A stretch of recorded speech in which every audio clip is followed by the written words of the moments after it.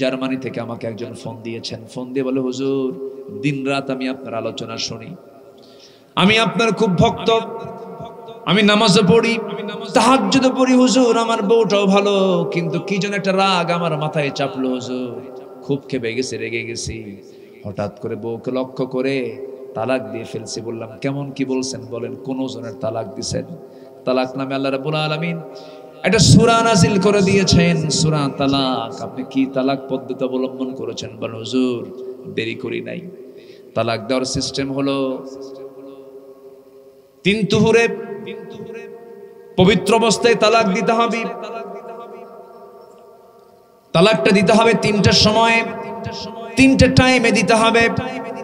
আবার তালাকের আগে বৈঠকে বসতে হবে। কত সিস্টেম আছে, পদ্ধতি আছে, আল্লাহ পাক সম্পূর্ণ বলে দিয়েছেন। কারণ এই তালাকের এই অপশনটা আল্লাহ রাব্বুল আলামিন এই জন্য রেখেছেন, কারণ স্বামী স্ত্রীর সম্পর্ক দীর্ঘদিনের সম্পর্ক, বনিবনাট নাও হতে পারে, সমস্যা হতেই পারে, হতে পারে না, হতে পারে। আল্লাহ পাকের কাছে তালাক কিন্তু পছন্দের কোনো কাজ নয়, এটা নিকৃষ্ট একটা হালাল, নিকৃষ্ট কিন্তু হালাল, কিন্তু অপছন্দনীয়, এটা অসুলহু খাইর। কিন্তু আজকের সমাজে বহু পরিবার আছে তালাক দেওয়ার পরও সংসার করে খায়, মানে জেনা করে খায়, আছে কিনা বলেন? বিভিন্ন গ্রামে গঞ্জে দেখবেন কিছু কিছু পুরুষ আছে মুখের মধ্যে তালাক প্রায় নিয়ে আসে। একদিন এক মহিলা আমার ফোন দিয়ে বলে, হুজুর আমার স্বামী আমারে সকালেও তালাক দেয়, বিকেলেও তালাক দেয়, আমি কি আসি না নাই? কোন এটা একটা কোনো কথা? আমার বলে, হুজুর আমার স্বামী না সকালেও তালাক দেয়, বিকেলেও তালাক দেয়, আমি কি আসি না নাই? রাগারাগি করা যাবে না, কখনো খেপে যাওয়া যাবে না। স্বামী রেগে গেছেন, বউটাকে ধৈর্যের পরিচয় দিতে হবে। দুইজনে খেপে গেলে আগুন লেগে যাবে। স্বামী খেপলে স্ত্রী থেমে যাবে, স্ত্রী খেপলে পরে স্বামী থেমে যাবে। এই কথাগুলো কি দরকার আছে না ভাই বলেন তো? দরকার আছে। অসংখ্য সংসার ভেঙে যায়, তালাক দিয়ে ফেলে আবার সংসার করে জেনা হয়ে যায়। আমি সবার কাছে অনলাইনের মধ্য দিয়া ভার্চুয়াল সহ যারা বসে আছেন সবাইকে আমি উদাত্ত আহ্বান জানাবো। একটা পরিবার হলো একটা রাষ্ট্রের গুরুত্বপূর্ণ একটা জায়গা। এই জায়গাকে আপনি শান্তিময় করে ফেলুন। ইসলাম দিয়ে পরিবারটাকে সুন্দর করে সাজিয়ে নেন, বউটাকে বোরকা পরায় দেন, বউটাকে পর্দার মধ্যে রেখে দেন, ধৈর্যের পরিচয় দিন। সন্তানের মা সে, এই সময় আপনি তাকে সম্মান করুন। একটা নারী তার বাপ ছেড়ে, মা ছেড়ে, ভাই ছেড়ে, বোন ছেড়ে, একটা সম্পন্ন সংসার ছেড়ে দিয়া বাপ মার সব কিছুর মায়া মহব্বত ছেড়ে সারা জীবনের জন্য আপনার কাছে চলে আসে। একটাবার ভেবে দেখেন তো, সে মেহমান না আপনি মেহমান? সেই তো মেহমানের মতো আপনার কাছে চলে আসছি, জীবন যৌবন আপনার কাছে উজাড় করে দিল, আপনি তাকে ধমক দিয়া মেরে দিলেন, তালাক মেরে দিলেন, তাকে মারলেন, শাসালেন।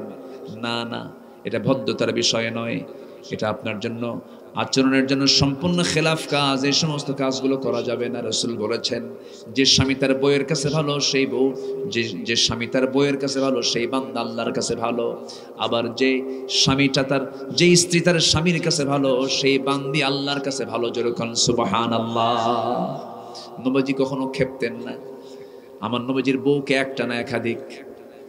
বলেন, আমার রাসূল কি বউকে একজন ছিল না একাধিক ছিল? চাচার কয়টা বললেন? ওরে বাবা, চাচা খুব ভালো তো। চাচা সবার আমি দেখছি এর আগে, আমি দেখছি তো আপনাকে। চাচা সব মাহফিলে যায়। হ্যাঁ, আর দেখেন 4-5টা মাহফিলের নাম বলে ফেলছে অলরেডি। মাশাআল্লাহ। ওয়াসাবিকুন আস-সাবিকুন। আল্লাহ আপনাকে কবুল করুন, জোরে বলে আমিন। চাচা ভালো, কিন্তু বউ মাত্র একটা। একটাই ভালো, একটাই ভালো। ফাওয়াহিদাতান, একটাই যথেষ্ট। কারণ ফাইন খিফতুম আল্লা তা'দিলু, তুমি যদি আশঙ্কা করো যে সমতা রক্ষা করতে পারবে না, সে জায়গায় কয়টা ভালো? একটাই ভালো। দুইটা তো কঠিন কাজ, দুইটা কি সহজ কাজ না কঠিন কাজ? রাসূল বলেছেন, যদি কেউ দুই স্ত্রী তার কিন্তু সমতা রক্ষা করতে পারে না, কিয়ামতের দিন ওই স্বামীকে আল্লাহ রাব্বুল আলামিন গোশত ছাড়া, চামড়া ছাড়া, হাড্ডি সার দেহ নিয়ে আখিরাতে তুলবে। এত সস্তা, খালি কয় বিয়ে করা সুন্নাত, দুই বউ থাকা সুন্নাত, এরকম করে না? আমার মায়েরা দারুণ খুশি, হুজুর ভালো করে কোন, আমার স্বামী খেলে খোঁচা মারে।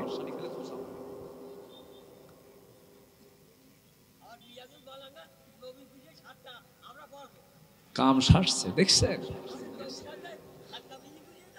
হ্যাঁ জি ঠিক আছে মাশাআল্লাহ। আল্লাহ যদি জায়েজ করেন সেখানে কি নাজায়েজ করার কোনো অধিকার কারো আছে? আমার রাসূল তো করেছেন, ঠিক আছে আমি বলতেছি। দেখেন রাসূল করেছেন, তার চরিত্র দেখেন। আমার নবীজির সামনে 4 স্ত্রী, কয় স্ত্রী বলেন? 4 স্ত্রী। 4 স্ত্রী কেউ টের পায় নাই রাসূল কাকে সবচেয়ে বেশি ভালোবাসেন।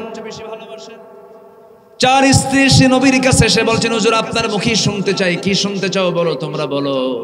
হুজুর আপনি বলবেন, আপনি 4 জনের মধ্যে আপনি কাকে সবচেয়ে বেশি ভালোবাসেন? বলেন তো প্রশ্নটা সহজ না জটিল? খালি জটিল না মহা জটিল? বলেন শুধু জটিল মহা জটিল? আমার নবীজি বললেন, যে প্রশ্ন তোমরা আমাকে করে ফেলেছো এই প্রশ্নের জবাব দিতে আমার সময় লাগবে, আগামীকালকে সকালে দেবো, যাও তোমরা চলে যাও।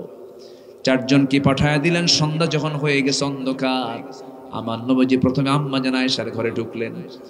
তার ঘরে ঢুকে সালাম দিয়ে বলছেন, আয়েশা আমি তোমাকে দারুণ লাইক করি, দারুণ পছন্দ করি, আমি তোমাকে 2টা খেজুর দিয়ে গেলাম এবং তোমাকে আমি পছন্দ যে করি, আর লুকায় লুকায় যে 2টা খেজুর দিয়ে গেলাম এই তথ্য যেন কোনো স্ত্রীর কানে না যায়। আর কাচ্চা হুজুর আমি কাউকে বলবো না। আরো 2টা খেজুর নিলেন, দ্বিতীয় স্ত্রীর ঘরে গিয়ে একই কথা বললেন, তৃতীয় স্ত্রীর ঘরে গিয়ে 2টা খেজুর দিয়ে একই কথা বললেন। সমানভাবে 4 স্ত্রী ঘরে গিয়ে একই কথা বলে 2টা করে খেজুর দিয়ে চলে আসলেন। আর বললেন, শোনো খবরদার কোন স্ত্রীর কানে যেন এই তথ্য না যায়, এই খবর যেন না যায়, 2টা খেজুর তোমাকে দিয়ে গেছে, আমি তোমাকে ভালোবাসি। পরের দিন সকালবেলা বুক ভরা আশা নিয়ে 4 জন একসঙ্গে চলে গেছেন নবীর কাছে। হুজুর আপনি আজকে জানাতে চেয়েছেন কাকে সবচেয়ে বেশি ভালোবাসেন। রাসূল বলছেন, গত রাত্রিতে আমি যার ঘরে 2টা খেজুর লুকায় দিয়ে আসছি, আমি তাকেই সবচেয়ে বেশি ভালোবাসি। যা জোরে বলি সুবহানাল্লাহ। কি কথা ক্লিয়ার? সমতা রক্ষা করতে হবে আমার ভাইয়েরা। অনেক কথা একটু একটু করে বললাম, বিপদে ধৈর্য ধরবো আমরা। ম্যারেজ লাইফ দাম্পত্যময় জীবন মানে সমঝোতার জীবন। ওই পুলিশ কর্মকর্তা পলাশ সাহা দুনিয়া থেকে বিদায় নিয়েছে, ছোট্ট একটা চিরকুটে কিছু লেখা লিখে গেছে। সে বলেছে, স্বর্ণগুলো বউকে দিয়ে দিবা, স্বর্ণগুলো বউকে দিবা, আর সম্পদগুলো সব মাকে দিয়ে দিবা, আর ভাইদের উপরে দায়িত্ব দিলাম, ভাইরা যেন আমার মাকে দেখে। তাহলে এখন চিন্তা করে দেখেন, এখানে সম্পদ নিয়ে কাড়াকাড়ি আছে না নাই? কাড়াকাড়ি আছে। বউয়ের সঙ্গে পড়ে নাই, মায়ের সঙ্গে পড়ে নাই, জীবনটাকে সুন্দর করে সাজিয়ে গুছিয়ে একজন বিসিএস ক্যাডার ভদ্রলোক, যদিও সে হিন্দু হোক না কেন, মানুষ তো, সে কি মানুষ না? তার তো একটা জীবন আছে। কেউ কারো জীবনকে তো কখনো ধ্বংস চায় না, ধ্বংস কামনা করতে চায় না। এই পুলিশ সাহা জীবনটা দিয়ে দিল, ধৈর্য না রাগ? বলেন বলেন বলেন বলেন বলেন বলেন, ধৈর্য না রাগ? লস কখনো করা যাবে না এটা। স্বামী খেপে গেছে, স্ত্রী থেমে যাবে। বাপ মা যদি আপনি দেখেন বাপ মা কোনো রাগারাগি করছেন, আপনার সামনে গিয়ে দাঁড়াবেন, বাবা রাগারাগি করো না, ম্যানেজ করে ফেলবেন, সুন্দর করে বলে ফেলবেন। কোথাও আপনি বসে গেছেন, মারামারি লেগেছে, ওই লোকটা, ওই 2 জন লোকের মধ্যে সেই লোকটাই সবচেয়ে উত্তম, যে ধৈর্যের পরিচয় দিয়ে দাঁড়িয়ে থেকে বসে গেছে। ছাড় দিয়েছে যে আল্লাহ রাব্বুল আলামিন ধৈর্যশীলের সাথে আছেন। আল্লাহু আকবার বলেন। আমি রাগের সাথে নাই, আমি কার সাথে আছি? ধৈর্যের সাথে আছি। আমার নবীজি প্রতিশোধ পরায়ণ ছিলেন না ক্ষমাশীল ছিলেন? বলেন বলেন বলেন বলেন, কি ছিলেন? ক্ষমাশীল ছিলেন। এই 16 বছরে যারা ক্ষমতায় ছিল তারা কি প্রতিশোধ পরায়ণ ছিল না ধৈর্যশীল ক্ষমাশীল ছিল? বলেন বলেন বলেন, 16 বছর ওরা কি নিছে? বাপের কিসের? বাপ মরছে 50 বছর আগে, সেই যদি বিচার বাংলার জমিনে হয়, টাটকা সন্তানরা শহীদ হয়েছে, তাদের বিচারও হতে হবে। প্রতিশোধ পরায়ণ হওয়া যাবে না, আমরা ক্ষমা করব। জোরে বলি ইনশাআল্লাহ। আপনি কি জানেন, আপনি যদি কাউকে ক্ষমা করেন, আল্লাহ আপনাকে ক্ষমা করবেন? জোরে কোন সুবহানাল্লাহ। ওই কিসাসের মধ্যে আছে না, ওয়ালাকুম ফিল কিসাসি হায়াতুন, ওয়ালাকুম ফিল কিসাসি হায়াতুন ইয়া উলিল আলবাব। মৃত ব্যক্তির ভাই, মৃত ব্যক্তির কোন আত্মীয় যদি তাকে আবার মাফ করে দেয়, আল্লাহ পাক তাকেও মাফ করে দেয়। কি এখানে আছে না? আছে। এখানে আল্লাহ পাক অপশন রেখে দিয়েছেন। ধরেন আপনার ভাই খুন হয়ে গেছে, আপনি ভাই, আপনি যদি পরিবারের পক্ষ থেকে যদি মাফ করে দেন, যা তুই মারছিস যখন, ক্ষমা করলাম, ওর ফাঁসি হবে না, ওর হত্যা হবে না। আল্লাহ বলছেন ওয়ালাকুম ফিল কিসাসি হায়াতুন ইয়া উলিল আলবাব, সুযোগ দিয়েছেন। সুবহানাল্লাহ বলবেন না? সুবহানাল্লাহ বলবেন না? আমরা ক্ষমা করতে শিখবো। আমরা আল্লাহ আমাকে ক্ষমা করবেন, আল্লাহু আকবার বলেন। আমি ক্ষমা করব, আল্লাহ আমাকে ক্ষমা করবে। হ্যাঁ,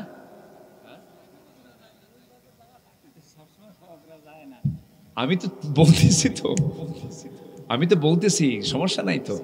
আলহামদুলিল্লাহ, আলহামদুলিল্লাহ বলেন। সব ভুল ক্ষমা করা যায় না, কিন্তু বউ ভুল করছে, আপনি কি করবেন? হ্যাঁ বলেন, একটা ভুল হয়েছে, ভুলের কিছু মাত্রা আছে, ভুলের কিছু কি আছে, মাত্রা আছে। সেই মাত্রা অতিরিক্ত হলে সেখানে ক্ষমা করার কোনো সুযোগ নাই। সামান্য কাজেই তরকারিতে লবণ একটু কম আর বেশি, মারে থাপ্পড়, এরকম স্বামী তো মনে হয় শ্যামনগর কালীগঞ্জে নাই, মনে হয় আছে না? নাই। বউকে কাজের মানুষ মনে করে, বউকে দামি দিতে চায় না, এরকম কিছু স্বামী আছে না? নাই না, এগুলো করবেন না। আমার মায়ের আজকে খুব খুশি, হুজুর আপনি এত পক্ষে আসতেছেন কেন আমাদের আজকে? মেয়েদেরও দোষ আছে কিছু, স্বামীকে পাত্তাই দিতে চায় না, এমন কিছু মহিলা আছে না? নাই। স্বামীকে খেলে বুড়া আঙ্গুল দেখায়, চেহারা একটু সুন্দর হলে স্বামী যদি একটু কালো হয় মাঝে মাঝে খোঁটা মারে আর বলে শোনো তুমি যে আমার সাথে এরকম বক বক করো, বক বক বুঝতেছেন তো নাকি? এত বকর বকর করো, এই বকর বকর করতে গিয়ে আবার সাতক্ষীরাতে এক মারামারি লাগছিল এক বক্তার সাথে, লাগছে না? ওই যে এক চেয়ারম্যান কি কয়, একদম বাষ্ট করে দেবো নাকি কি করছে, বেয়াদব কিছু বেয়াদব এখনো আছে না? নাই, এখনো আছে। তবে হ্যাঁ, শব্দ চয়ন আমরা সবাই সতর্ক হব, ছোট হোক বড় হোক। আপনি যদি একটা বড় মানুষকে যদি আপনি এরকম একটা অশোভন শব্দ প্রয়োগ করেন, এটাও ঠিক না। সম্মানিত ভাইয়েরা, সম্মানিত বন্ধুগণ, গন্ডগোল লাগতে পারে, কিন্তু ক্ষমা সুন্দর দৃষ্টিতে আমরা দেখলে পরে কিচ্ছুই হবে না। সব দেখবেন যে গন্ডগোল থেমে গেছে, আলহামদুলিল্লাহ বলেন। আগে কি মার্ডার হয় না? আগে কথা হয়, আগে কথা হয়, কথা থেকেই তো অনেক কিছু। কিছু কিছু বউ আছে স্বামীকে বলে তুমি যে এরকম বকর বকর করো আমার সাথে, তোমার চেহারা দেখছো, তোমার যে চেহারা, এই চেহারা আয়নার সামনে যাও, তোমার এই চেহারা নিয়ে আমার চেহারা দেখছো, তোমার সঙ্গে যে আমার সংসার হচ্ছে, এ তোমার 14 গোষ্ঠীর কপাল, দেখেন খোঁটাটা মারলো কেন? আছে না? নাই না। মা এগুলো করা যাবে না, ঢং ঢং করে মার্কেটে যাওয়া যাবে না। স্বামীর সামনে যে সৌন্দর্য আপনি দেখাবেন, সেই সৌন্দর্যগুলো আপনি রিকশাওয়ালাকে দেখাতে পারবেন না, মার্কেটের দোকানদারকে দেখাতে পারবেন না। মার্কেটের দোকানদারকে লিপস্টিক দেখায় এমন মহিলা মনে হয় কালীগঞ্জে নাই। আসতে বলবেন না, আছে না? নাই। লিপস্টিক লাগালো, মাথার চুলগুলো খুলে ফেললো, 3 পিস পরে, হাই হিল লাগায়া, সাইড একখান ভ্যানিটি ব্যাগ নিয়া, সেন্ট একখান লাগায়া, ঝাঁঝালো সেন্ট, কি সেন্ট, ঝাঁঝালো একখান সেন্ট লাগায়া চলে গেছে মার্কেটে ঢং ঢং করে। দোকানদারের সামনে গিয়া ঠ্যাঙের পরে ঠ্যাং তুলে দিয়া দোকানদারকে, যদি বুড়াও হয় তাও কয় ভাইয়া। কি কয়? ভাইয়া। একটা শাড়ি দেখানো যাবে কি? বুড়া চাচা খুব খুশি, যারে আমারে তো ভাই কয়। শাড়ি একখান বের করে সুন্দর করে নিজের গায়ে লটকায় দিয়ে বলে আপা এই শাড়ি কিন্তু আপনাকে মানাবে। ও আবার আপা কয়, কি কয়? এরকম ধরনের কিছু বদমাইশি আছে না? নাই, আছে না? নাই। এগুলো করা যাবে না। আল্লাহ রাব্বুল আলামিন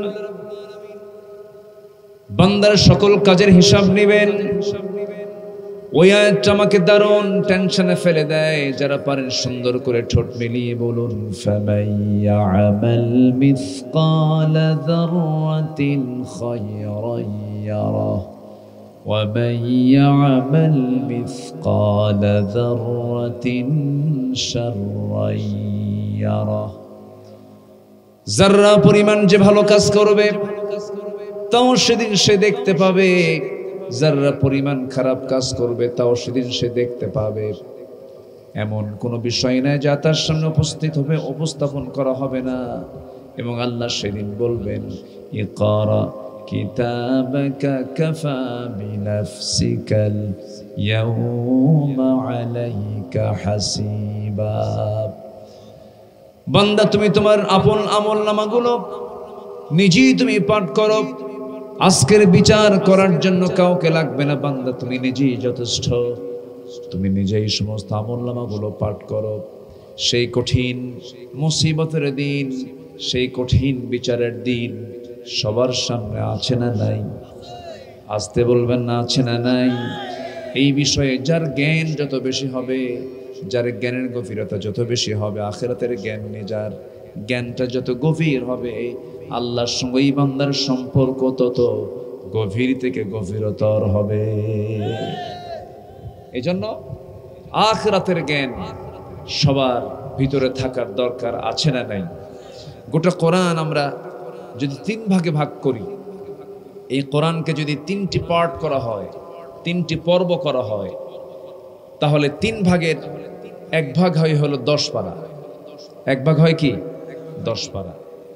আল্লাহ পাক 10 পারা জুড়ে শুধু আখিরাতের কথাই বলেছেন। কিসের কথা বলেছেন? আখিরাতের কথা বলেছেন। এই জন্য আমাদের আখিরাতের যে জ্ঞান, আখিরাত যা আছে, পরকাল যা আছে, এই বিষয়ে একটা স্বচ্ছ ধারণা আমাদের সবার মধ্যে থাকা চাই, থাকতে হবে। মানুষ পৃথিবীর কোনো আইন দিয়ে, মানুষ পৃথিবীর কোনো প্রশাসন দিয়ে ভালো হতে পারে না। ভালো একমাত্র হবে হলো দুনিয়ার চিন্তায় না আখিরাতের চিন্তায়? বলেন বলেন বলেন, কিসের চিন্তায়? আখিরাতের চিন্তায় মানুষ ভালো হবে। সেই কালামে হাকিম থেকে আমি আলোচনার সূচনায় একজন ব্যক্তির নামে সূরা, যে ব্যক্তিটা নবী ছিলেন না, যে ব্যক্তিটা রাসূল ছিলেন না, দেখতেও খুব একটা সুন্দর মানুষও ছিলেন না বাহ্যিকভাবে, খাটো ছিলেন, কালো ছিলেন, চুলগুলো কোঁকড়ানো ছিল, সামাজিকভাবে সেই সময় তিনি পরিচিত তেমন কোনো উল্লেখযোগ্য ব্যক্তিও ছিলেন না। সেই ব্যক্তির নামে আল্লাহ রাব্বুল আলামিন একটা সূরা পর্যন্ত নাজিল করেছেন। সুবহানাল্লাহ। কেন জানেন? তিনি একজন ভালো দাঈ ছিলেন, দাওয়াত দিয়েছেন। ভালো একজন তিনি উত্তম দাঈ ছিলেন, দ্বীনের দাওয়াত দিয়েছেন, আল্লাহর পথে ডেকেছেন। যেরকম আমি যে কথা বলতে আসছি, এটা একটা দাওয়াত, তালিম।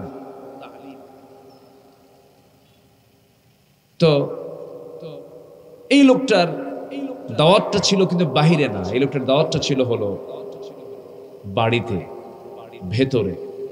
এবং তার দাওয়াতটা আল্লাহ রাব্বুল আলামিন এত সুন্দর করে কবুল করে নিয়েছেন যে হুবহু তার দাওয়াতটা আল্লাহ রাব্বুল আলামিন কোরআনে কারীমের ভিতরে তা উল্লেখ করে দিয়েছেন। জোরে বলি সুবহানাল্লাহ। আমি আপনি হেরে যাব, আমার আলোচনা একদিন হেরে যাবে, কিন্তু সাইয়্যিদিনা লুকমান আলাইহিস সালাতু ওয়াস সালাম তিনি এমন একটা ওয়াজ করেছেন যে ওয়াজটা আল্লাহ রাব্বুল আলামিন সর্বকালের সেরা গ্রন্থ কোরআনে কারীমের মধ্যে আল্লাহ তাআলা উল্লেখ করে দিয়েছেন। সুবহানাল্লাহ বলা যাবে না? তিনি তার সন্তানকে 13টা নসিহত করেছেন, 13টা উপদেশ দিয়েছেন। এই উপদেশটা যদি প্রত্যেকটা পরিবারের বাবা, প্রত্যেক পরিবারের মা যদি তার সন্তানকে যদি এই নসিহাগুলো দিত, এই উপদেশগুলো যদি পরিবারে দেওয়া হতো, আসল শিক্ষা কিন্তু স্কুল নয়, আসল শিক্ষা কিন্তু মাদ্রাসায় নয়। আদব, আখলাক, স্বভাব, চরিত্র, মানসিকতা, মানবিকতা, মোহাব্বত, সম্মান, শ্রদ্ধা, স্নেহ, এগুলো সব আসে কিসে থেকে? বলেন, পরিবার থেকে। আচ্ছা, আমার কথা কি বুঝতে পারছেন সবাই? কারো কোনো অসুবিধা নাই তো? আমি না বেশি চিল্লে চিল্লে করতে পারি না, আমার নামের শেষে জিহাদিও নাই। কি আমার কথা কি বুঝতেছেন আপনারা? আমার দেশে তো নামের আগে, নামের পরে অনেক কিছু থাকে, জিহাদি, তুফানি, ঝড় আছে না, এরকম টর্নেডো, অনেক কিছুই থাকে, ঠিক আছে না? কিন্তু আমি তো ছোট্ট মানুষ, আমি খুব জোরে আওয়াজ দিয়ে চিৎকার করেও কথা বলতে পারি না, আমার সে তবিয়তটা নাই। ইন্না আনকারাল আসওয়াত লাসাউতুল হামিদ, সবচাইতে বড় আওয়াজে কথা বলে হলো গাধা। আল্লাহর কথা। কার কথা এটা বলেন তো? আল্লাহর কথা। তো আমি আপনাদেরকে এই সূরা লোকমানের লোকমান তার সন্তানকে নসিহা করতে করতে ওয়াকসিদ ফি মাশিক ওয়াগদুদ মিন সাওতিক ইন্না আনকারাল আসওয়াত লা সাওতুল হামিদ। বাবা, তোমাদের চলাকে ব্যালেন্স করো, কণ্ঠের আওয়াজকে ছোট করো। বেশি আওয়াজে কথা বলে হলো গাধা। কে সবচেয়ে বেশি আওয়াজ কার বলেন তো? সেই গাধার আওয়াজটা শুনতে খুব ভালো লাগে না? ভালো লাগে? ভালো লাগে না, বিরক্ত লাগে, তাই না? তো সাইয়্যিদিনা লোকমান তিনি 13টা নসিহত করেছেন, উপদেশ দিয়েছেন। যদি আমি সময় পাই, যদি সাবজেক্ট আমার এটা না, আমি অন্য আয়াত তেলাওয়াত করেছি। তো যেহেতু তার নামটা আসছে, আমি আমার আলোচনার ফাঁকে এক লাইনে এক তালে আমি 13টা উপদেশ আমি শাব্দিকভাবে বলে যাব। এটা যেন আমাদের প্রত্যেকটা পরিবারের জন্য আমরা ট্রিট করতে পারি, এটা যেন প্রত্যেকটা পরিবারের জন্য আমরা এটাকে প্রয়োগ করতে পারি। এই তৌফিক সবাইকে দান করুন। একটু জোরে বলি আল্লাহুম্মা আমিন। আলোচনা বস্তুনিষ্ঠ হওয়া উচিত। চিৎকার করে লাভ কি? হাসিনা তো নাই, চিৎকার করে লাভ আছে?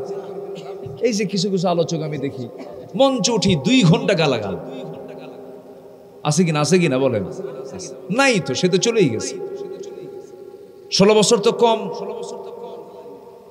জ্বালাইনি আমাদের। মাহফিলে উঠলেই এই যে দেবহাটা পাশেই তো না, পাশে উপজেলার নাম কি? দেবহাটা। দেবহাটা কোন দিকে?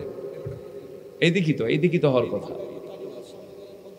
জি, দেবহাটা মানে আমি এটা মনে রাখি হলো, প্রথম হলো সাতক্ষীরা, এরপরে এদিকে আসলেই দক্ষিণের দিকে আসলেই প্রথমে দেব, এরপরে কালী, এরপরে শ্যাম। কথা বলছেন নাই? প্রথমে কি? আগে দেব, এরপরে কি? কালী, এরপরে কি? শ্যাম। কোনোটা বাদ দেননি আপনারা, সব নিয়ে আসেন। কিন্তু কোথাও কোনো দেবও পাই না, কালীও পাই না, শ্যামও পাই না। সব মুসলমান জনপদ। বলি আলহামদুলিল্লাহ। হয়তো এক সময় ছিল, আমরা হিন্দু ভাইদেরকে কখনোই গালমন্দ করি না। আমরা ঝড়ের রাতে পাখি যেমন তার বাচ্চাগুলোকে দুদিকের ডানা দিয়ে বিছিয়ে সুন্দর করে আগলে রাখে ঝড়ের কবল থেকে বাঁচানোর জন্য, আমরা যুগ যুগ ধরে নয়, 1000 বছরের ঐতিহ্য আমরা মুসলমান হিন্দু ভাইদেরকে আমরা তেমন করে পাহারা দিই। কি আপনারা কি ঠিক কিনা বলেন? কোন বিচারের জন্য যদি যাওয়া হয়, দেখা যায় বিচারকরা সংখ্যালঘু হিসাবে হিন্দু ভাইদের পক্ষে তারা থাকেন। তারা ব্যবসা বাণিজ্য নেতৃত্ব সবকিছুই তারা চালিয়ে যাচ্ছেন, কোনো সমস্যা নাই। কিন্তু পার্শ্ববর্তী দেশের দিকে যদি তাকান, মসজিদগুলোকে ভেঙ্গে চুরমার করে দেওয়া হচ্ছে। পাশের দেশের দিকে যদি তাকান, আমি তো জানি যে চলে আসছে, ও যে লাইট গুলো জ্বলতেছে, আমি তো অনেকক্ষণ আগের থেকে দেখতেছি, ওয়াজও করতেছি, আর এটা ভাবতেছি যে এই জাহান্নামটা যাবে কখন, মানে আওয়াজটা যাবে কখন। বিদ্যুৎ তো ছাড়ছে, দিয়ে দেন, এটা বন্ধ করে আমাকে একটু কথা বলতে দেন। পার্শ্ববর্তী দেশে 1947 থেকে নিয়ে আজকে 2025 সাল, 1947-এ ভারত পাকিস্তান 14 আগস্ট এবং 15 আগস্ট স্বাধীনতা লাভ করে। যারা মুরব্বী তারা তো ইতিহাসগুলো জানেন, দেখেছেন। এই স্বাধীনতার এই দীর্ঘ সময়ে ভারতীয় সাম্প্রদায়িক দাঙ্গা হয়েছে প্রায় 13.5 থেকে 14,000 বার। মুসলমানদের ঐতিহাসিক মসজিদ বাবরি মসজিদ সহ অসংখ্য মসজিদে তালা মারা থেকে শুরু করে বুলডোজার দিয়ে ভেঙ্গে চুরমার করা হয়েছে সম্প্রতি কয়েকদিন আগে। জানেন না আপনারা? এগুলো চলছে রীতিমতো। আজান দেওয়াকে নিষিদ্ধ করা হয়েছে এবং বিভিন্ন জঙ্গি নাটক তৈরি করে হলি আর্টিজানের, ঢাকার হলি আর্টিজানের ঘটনাকে কেন্দ্র করে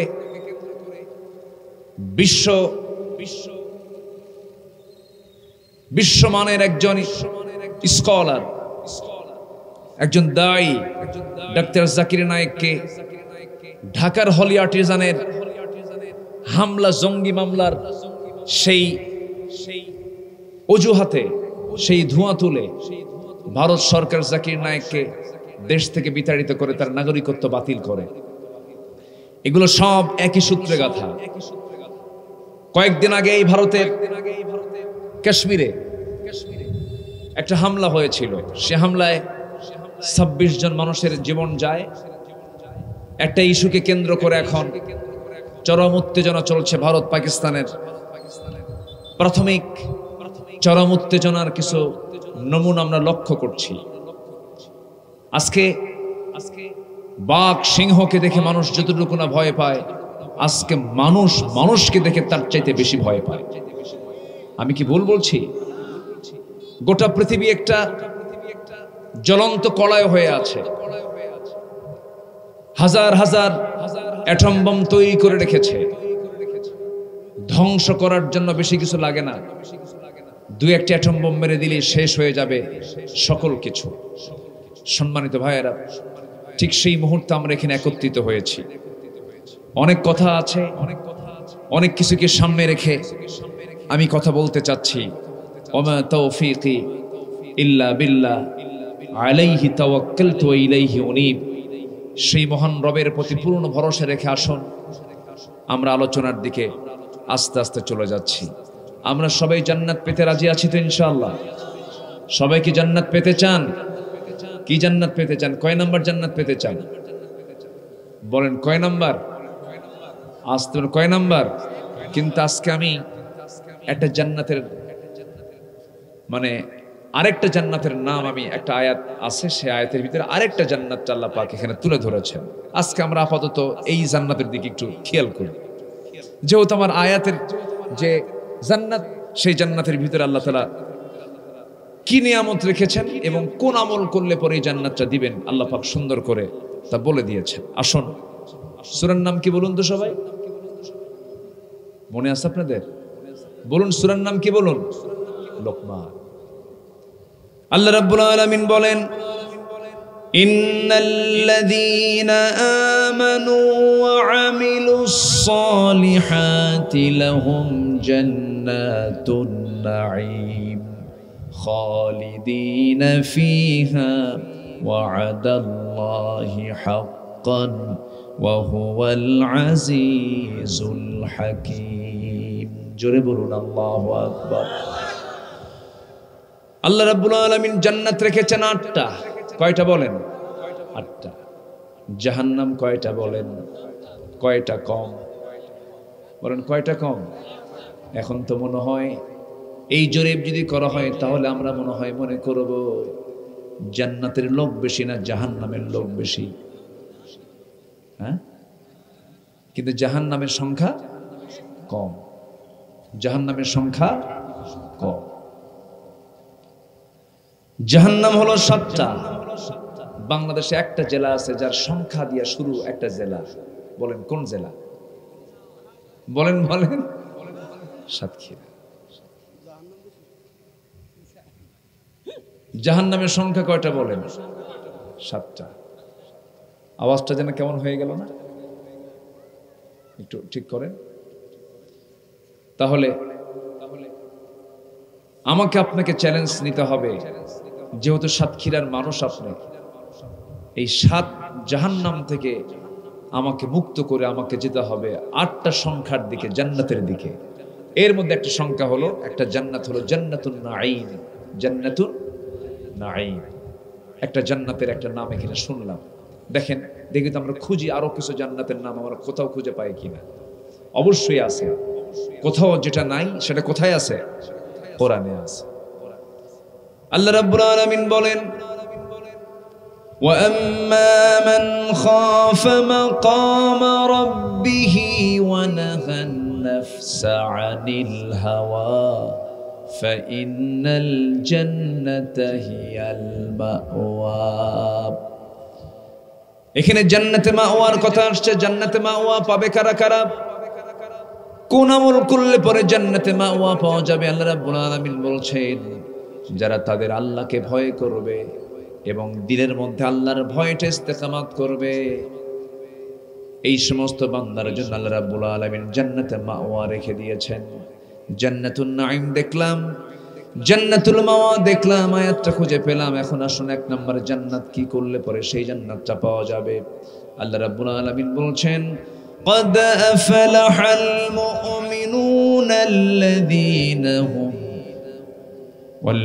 قد أفلح المؤمنون الذين هم في صلاتهم خاشعون والذين هم عن اللغو معرضون والذين هم للزكاة فاعلون والذين هم لفروجهم حافظون।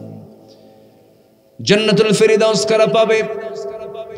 যারা নামাজকে খুশুর সঙ্গে আদায় করবে, নাম্বার 1। নাম্বার 2, যারা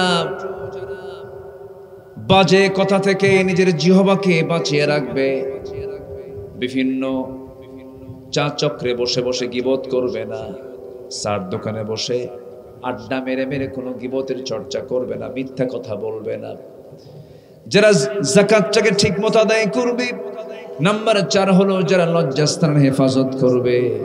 নাম্বার 5 হলো ওয়াল্লাযীনা হুম লিআমানাতিহিম ওয়া আহদিহিম রাউন ওয়াল্লাযীনা হুম আলা সালাওয়াতিহিম ইউহাফিযুন উলাইকা হুমুল ওয়ারিসুন الذين يرثون الفردوس هم فيها خالدون।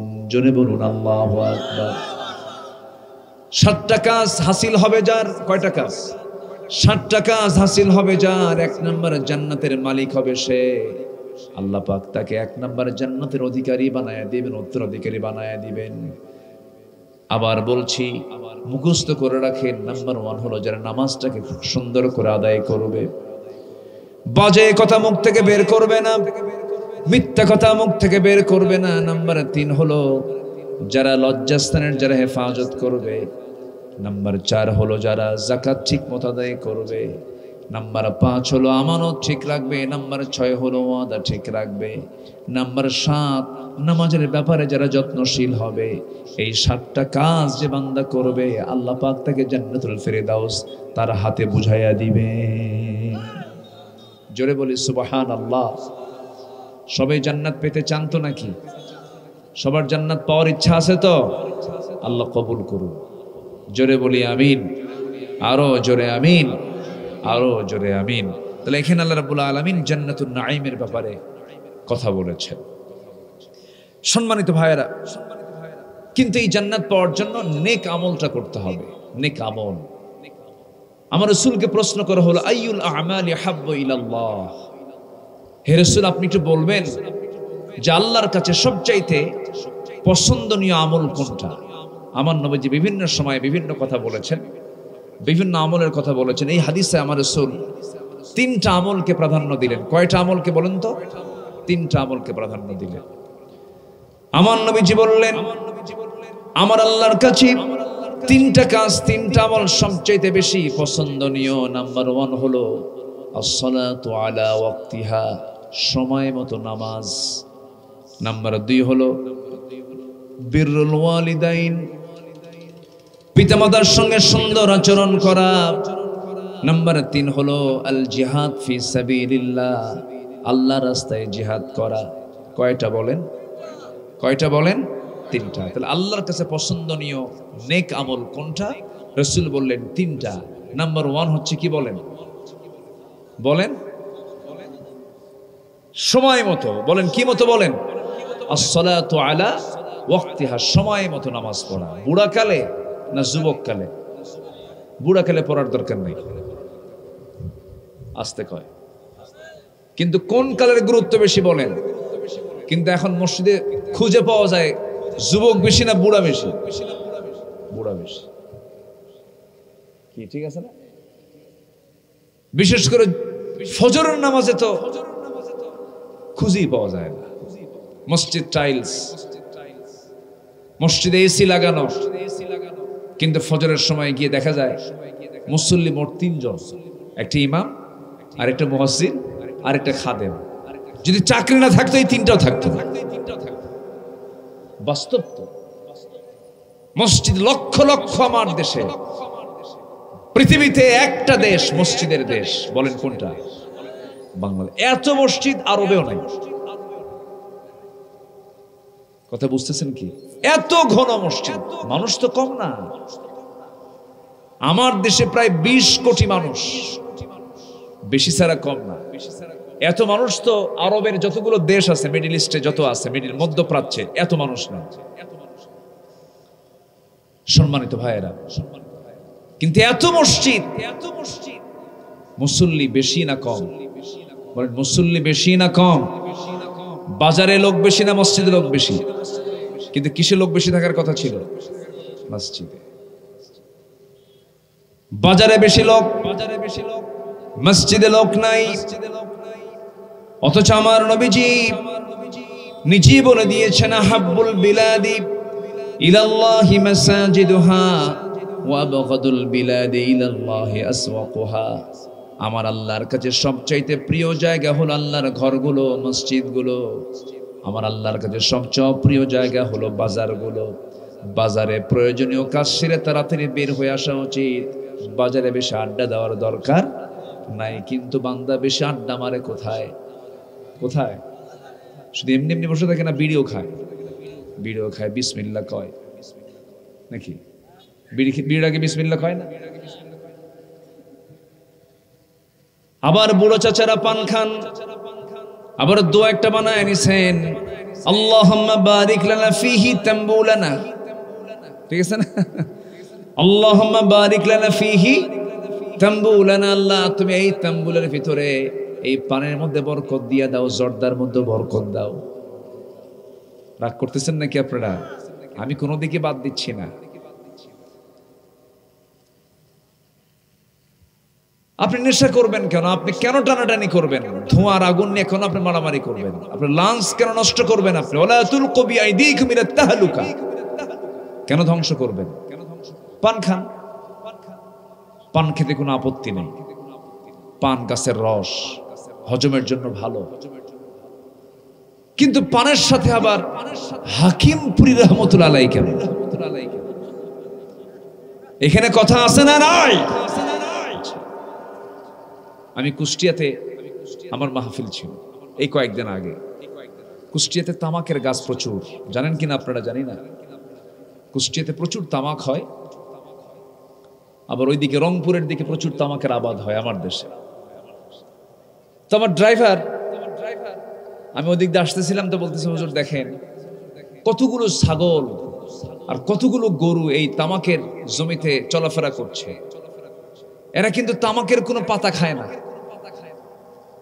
যে তামাকের পাতা গরু ছাগল খায় না, সেটা মানুষ খায়। গরু ছেড়ে দেওয়া আছে, গরুগুলো ওগুলো খাচ্ছে না, ঘাস খায়। ওরা খাদ্য কোনটা আর অখাদ্য কোনটা তা ওরা বোঝে। গরু বোঝে, ছাগল বোঝে, মানুষ বোঝে। মনে হয় খুব রাগ করতেছেন। আমার দেশের 80% মানুষ বিড়ি খায়। বলেন আমাকে কি মহব্বত করবে? হুজুর 80% লোক যেটা খায় আর সেটা নিয়ে আপনি কথা বললে আপনার অশুনবো আমরা?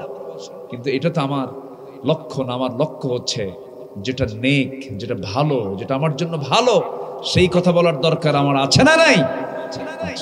সকল নেশা আমাকে ছাড়তে হবে। নামাজি এগুলো করবে না। যার নামাজ ঠিক থাকে তার কোনো নেশাই তার মধ্যে থাকতে পারে না। তাহলে নেক আমলের মধ্যে আমরা কয়টা আমল শুনলাম আমরা, বলেন তো? এই 3টা আমলের ব্যাখ্যামূলক কিছু কথা আমি আস্তে আস্তে করে বলবো। আমাকে সময় দিচ্ছেন তো নাকি? সবাই সময় দিচ্ছেন তো? জোরে বলি ইনশাআল্লাহ, আরো জোরে বলি ইনশাআল্লাহ।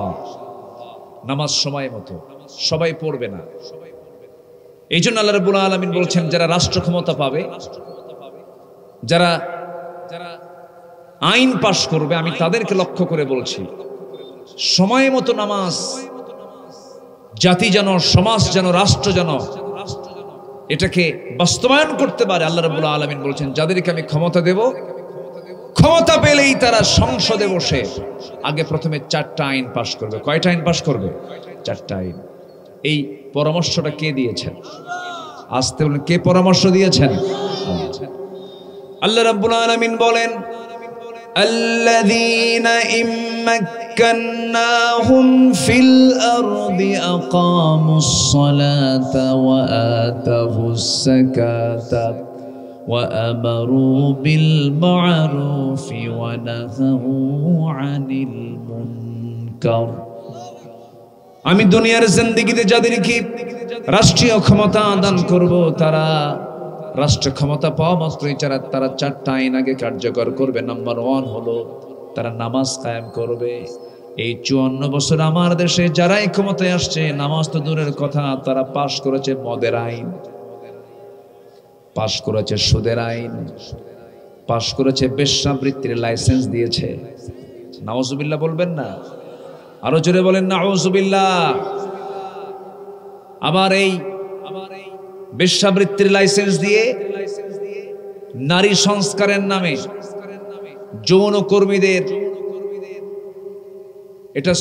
যৌন কর্মীদেরকে এটা শ্রমিক হিসাবে, তারা শ্রমিক হিসাবে কাজ করবে, তাদের সে অধিকার দিতে হবে।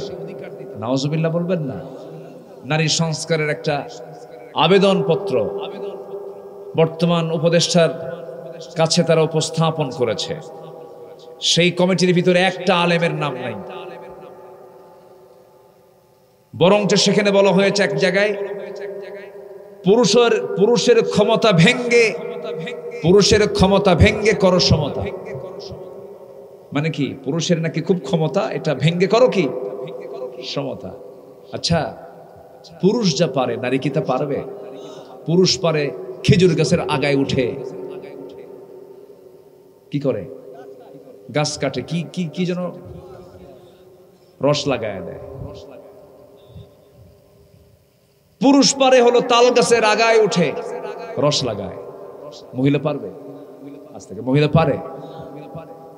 পুরুষের যে গায়ের শক্তি আর নারীর যে গায়ের শক্তি আল্লাহ পাককে সমান দিয়েছেন, তার সমতা হবে কেন? পুরুষের যে চামড়া আর নারীর যে চামড়া কি 2 রকম না 1 রকম? 2 রকম। পুরুষরা টায়ারের ভূমিকায় থাকবে, মেয়েরা ভিতরে টিউবের ভূমিকায় থাকবে। টিউব কি বাইরে থাকে না টায়ার বাইরে থাকে? আর টিউব ভিতরে থাকে। এখন সমতা যদি করতে যায়, টিউব যদি বলে টায়ার শোনো, ভিতরে থাকতে থাকতে ঘেমে গেছে, আমি আর থাকতে পারলাম না, তুমি টায়ার ভিতরে ঢোকো, আমি টিউব বাইরে আসি, গাড়িতে ঢাকা যাবে। মাশাআল্লাহ, যাবে তো ঢাকা নাকি? যাবে। টিউবের গা তো নরম, ও তো পাথর মারতে পারবে না। পাথর মারিয়ে সুরকি মারিয়ে এত শক্ত জায়গায় পেরিয়ে টিউব যেতে পারবে না। এর জন্য কি দরকার? টায়ার দরকার। পুরুষের চামড়া হলো টায়ারের মতো, আর মেয়েদের চামড়া হলো টিউবের মতো। তাদের সৌন্দর্য, তাদের চামড়া, তাদের পরিশ্রম, তাদের ক্ষেত্রটাই আলাদা। বাচ্চা প্রসব করে কে? বাচ্চা লালন করে কে বলেন? কার পেটে বাচ্চা দিয়েছেন? আল্লাহ মায়ের পেটে দিয়েছেন। তো আল্লাহ মায়ের পেটে বাচ্চা দিয়া তাকে ওই খেজুর গাছের ডালে উঠায় দিবে নাকি? আগে উঠায় দেবে। তাহলে যে কথাটা বলা হচ্ছে পুরুষের ক্ষমতা ভেঙ্গে করো সমতা, অবশ্যই এগুলোর পেছনে একটা অশুভ শক্তি কাজ করছে। আসতে বলবেন না, জোরে বলুন ঠিক কিনা? শত শত বছরের ইতিহাসে আমেরিকা একটা প্রেসিডেন্ট পাবেন না কোন মহিলাকে তারা বানাইছে। তারা ঠিকই বোঝে যে কাদেরকে ক্ষমতায় নিয়ে আসতে হয়। কি ঠিক আছে কিনা বলেন? ঠিক আছে কিনা বলেন? একজন নবী নারী ছিল, এরকম কোন ঘটনা আছে? সকল নবীকে আল্লাহ পাক কি বানিয়েছেন? পুরুষ থেকে বানিয়েছেন। এগুলো খেয়াল করতে হবে, বুঝতে হবে। আজকে একটা নারী জেনার লাইসেন্স নেবে, এই লাইসেন্সটাকে বৈধ করার জন্য, লাইসেন্সটা বৈধতা এবং এটাকে প্রমোট করার জন্য তাদেরকে শ্রমিক হিসেবে অধিকার দিতে হবে। এটা তাদের শ্রম, এটা তাদের কি শ্রম। এইভাবে কথা বলতেছে তারা। এবং উন্মুক্ত গর্ভপাত, যার বীজই আসুক না কেন, যার স্পার্ম আসুক না কেন, উন্মুক্ত গর্ভপাতের নিশ্চয়তা দিতে হবে। নাউজুবিল্লাহ বলেন। এই সমস্ত অপকর্ম পরিকল্পনা যারা বাস্তবায়ন করতে চান, বাংলার জমিনে তাদের কোনো ঠাঁই হবে না।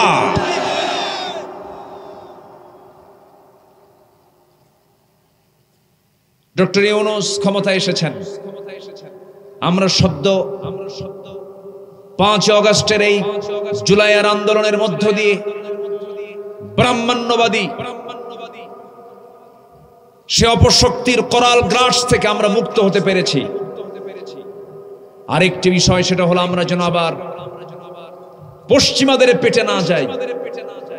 রাখাইন সহ কোন করিডোর বাংলার জমিন থেকে দেওয়া হবে না, কোন করিডোর চলবে না। আমার দেশের স্বাধীনতা রক্ষার জন্য প্রতিটি ইঞ্চি আমাদের পাহারা দেওয়ার দায়িত্ব আছে না নাই?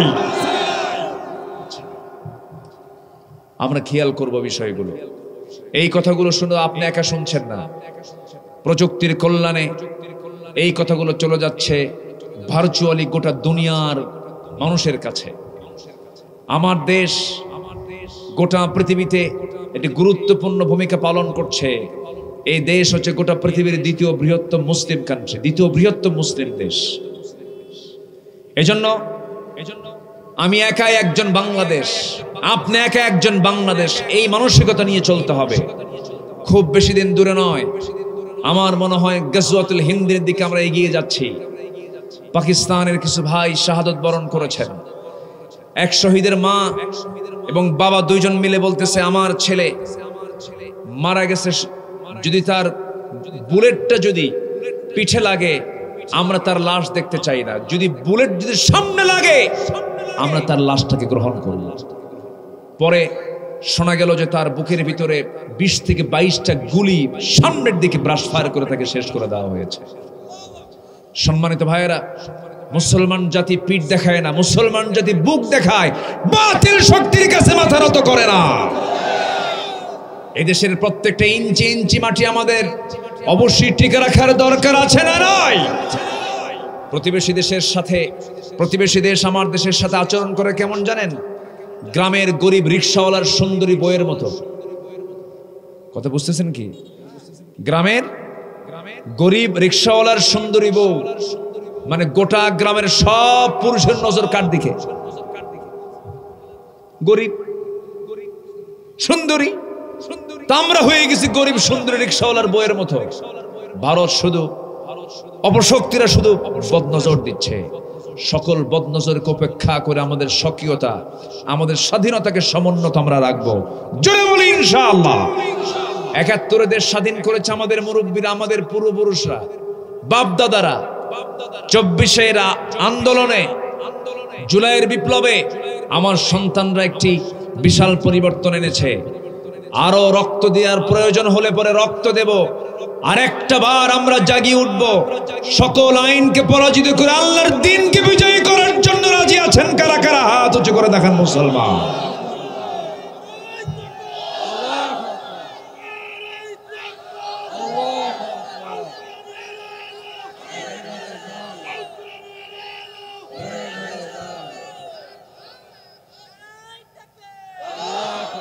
আল্লাহ কবুল করুন, জোরে বলি আমিন।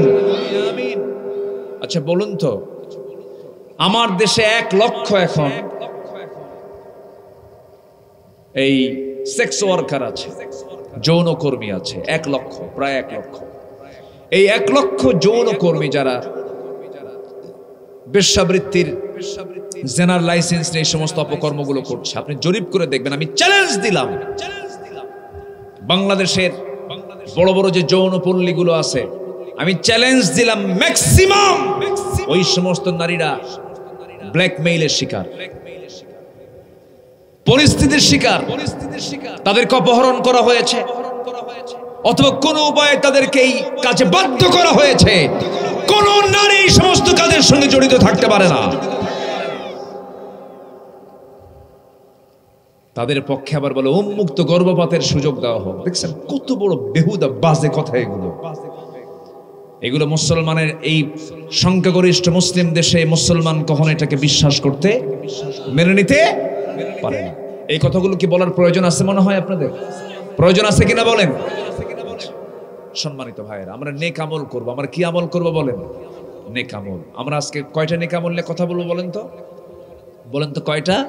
আমি খুব বেশি লম্বা কথা বলবো না, ভাবেন না যে আমি খুব কষ্ট আপনাকে দেব, আমি আপনাকে সময় মতোই ছেড়ে দেব। একটু আমরা মনে রাখবো আমল করার নিয়তে, জোরে বলি ইনশাআল্লাহ।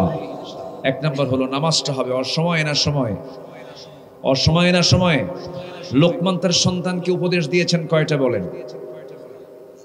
13টা। মনে আছে আপনাদের? আমি আলোচনা শেষে কিন্তু আমার আলোচনার উপরে আমি প্রশ্ন করব। কি রাজি? একটা ক্লাস হবে, এটা ক্লাস তো, আমি জিজ্ঞাসা করব। কষ্ট পাচ্ছেন নাকি আপনারা? আলোচনা বস্তুনিষ্ঠ হওয়া উচিত, আলোচনার ভিতরে কিছু থাকা উচিত, আলোচনার একটা পরিবর্তন হওয়া উচিত। আমার দেশে কিছু আলোচক আছে 2 ঘন্টার বক্তৃতায় বক্তা নিজেও কান্দে, শ্রোতাও কান্দে, কান্দে কুন্দে শেষ। যখন পরে বলা হয় ওয়াজ শুনলেন, বুঝলেন কি? কানলাম তো ঠিকই, বুঝি নাই কিছু। বিনা কারণে কান্না আছে না নাই? আছে না নাই? এমনি কান্দে। ওই মহিলার মতো ছোট্ট একটা মেয়ের বয়স 8 বছর, মেয়েটা কান্দে। মেয়ের কান্না দেখে মা এসে বলে, মা তুমি কান্দো কেন? ও আরো কান্দে, মাও কান্দে। মা মেয়ের 2 জনের কান্নাকাটি দেখে আশেপাশের প্রতিবেশী যত মহিলা সবাই এসে এরাও কান্দে। 20-25 মহিলা একসঙ্গে কান্নাকাটি করলো আধা ঘন্টা ধরে। কান্নাকাটি শেষ, থেমে যাওয়ার পর এখন সবাই মিলে বলে, মা তুমি যে কান্নাকাটি করলাম, মেয়েটার 8 বছরের মেয়েকে বলছে, তুমি যে কান্নাকাটি করলে এটার কারণটা কি? আমরা তো কানলাম ঠিকই, কিন্তু তোমার কান্নার কারণটা কি? এখন ছোট্ট মেয়েটা বলে, মা আমি কানলাম এই জন্য, আমার বয়স এখন 8 বছর, আমার বয়স যখন 16 বছর হবে তখন আমার বিয়ে হবে। বিয়ে হওয়ার পর একটা বাচ্চা হবে, সেই বাচ্চাটা ছেলে হবে। সেই বাচ্চার বয়স যখন 8 বছর হবে, ওই বাচ্চাটা যদি মরে যায় আমি থাকবো কেমনে? এই জন্য কান্দি। কি কথা কি বুঝতেছেন আপনারা? আজগুবি কান্দে। তাহলে নবী ছিলেন না, চেহারাও সুন্দর ছিল না, সমাজে পরিচিতিও ছিল না, কিন্তু তার নাম কোরআনে শুধু 80 নেই, তার নাম একটা সূরা। সেই সূরার নাম কি বলেন? উপদেশ দিয়েছেন কয়টা বলেন? কয়টা উপদেশ দিয়েছেন? 13টা। বলেন কয়টা? এই 13টাও নেক আমল। 13টাও কি আমল? নেক আমল। তাহলে 13 আর ওইদিকে বলছি আমার নবীজি বলছেন কয়টা? 3টা। বলো মোট হলো কয়টা? 16টা। কি অঙ্কগুলো মনে যেন থাকে? জোরে বলে ইনশাআল্লাহ। সাইয়্যিদুনা লোকমান সন্তানদেরকে কি নসিহত করলেন, কি সুন্দর করে আল্লাহ রাব্বুল আলামিন কোরআনে কারীমের ভিতরে সুন্দর করে বলছেন। আল্লাহ রাব্বুল আলামিন বলেন, ওয়ালাকাদ আতাইনা লুকমানাল হিকমাতা আনিশকুর লিল্লাহ ওয়া মান ইয়াশকুর ফাইন্নামা ইয়াশকুরু লিনাফসিহি ওয়া মান কাফারা ফাইন্নাল্লাহা গানিয়্যুন হামিদ। জোরে বলুন আল্লাহু আকবার। কি সুন্দর করে তিনি বলছেন এবার, ওয়াইদ ক্বালা লুকমানু লিবনিহি ওয়া হুয়া ইয়াইদুহু ইয়া বুনাইয়া লা তুশরিক বিল্লাহ ইন্নাশ শিরকা লাযুলমুন আযীম। জোরে বলুন আল্লাহু আকবার।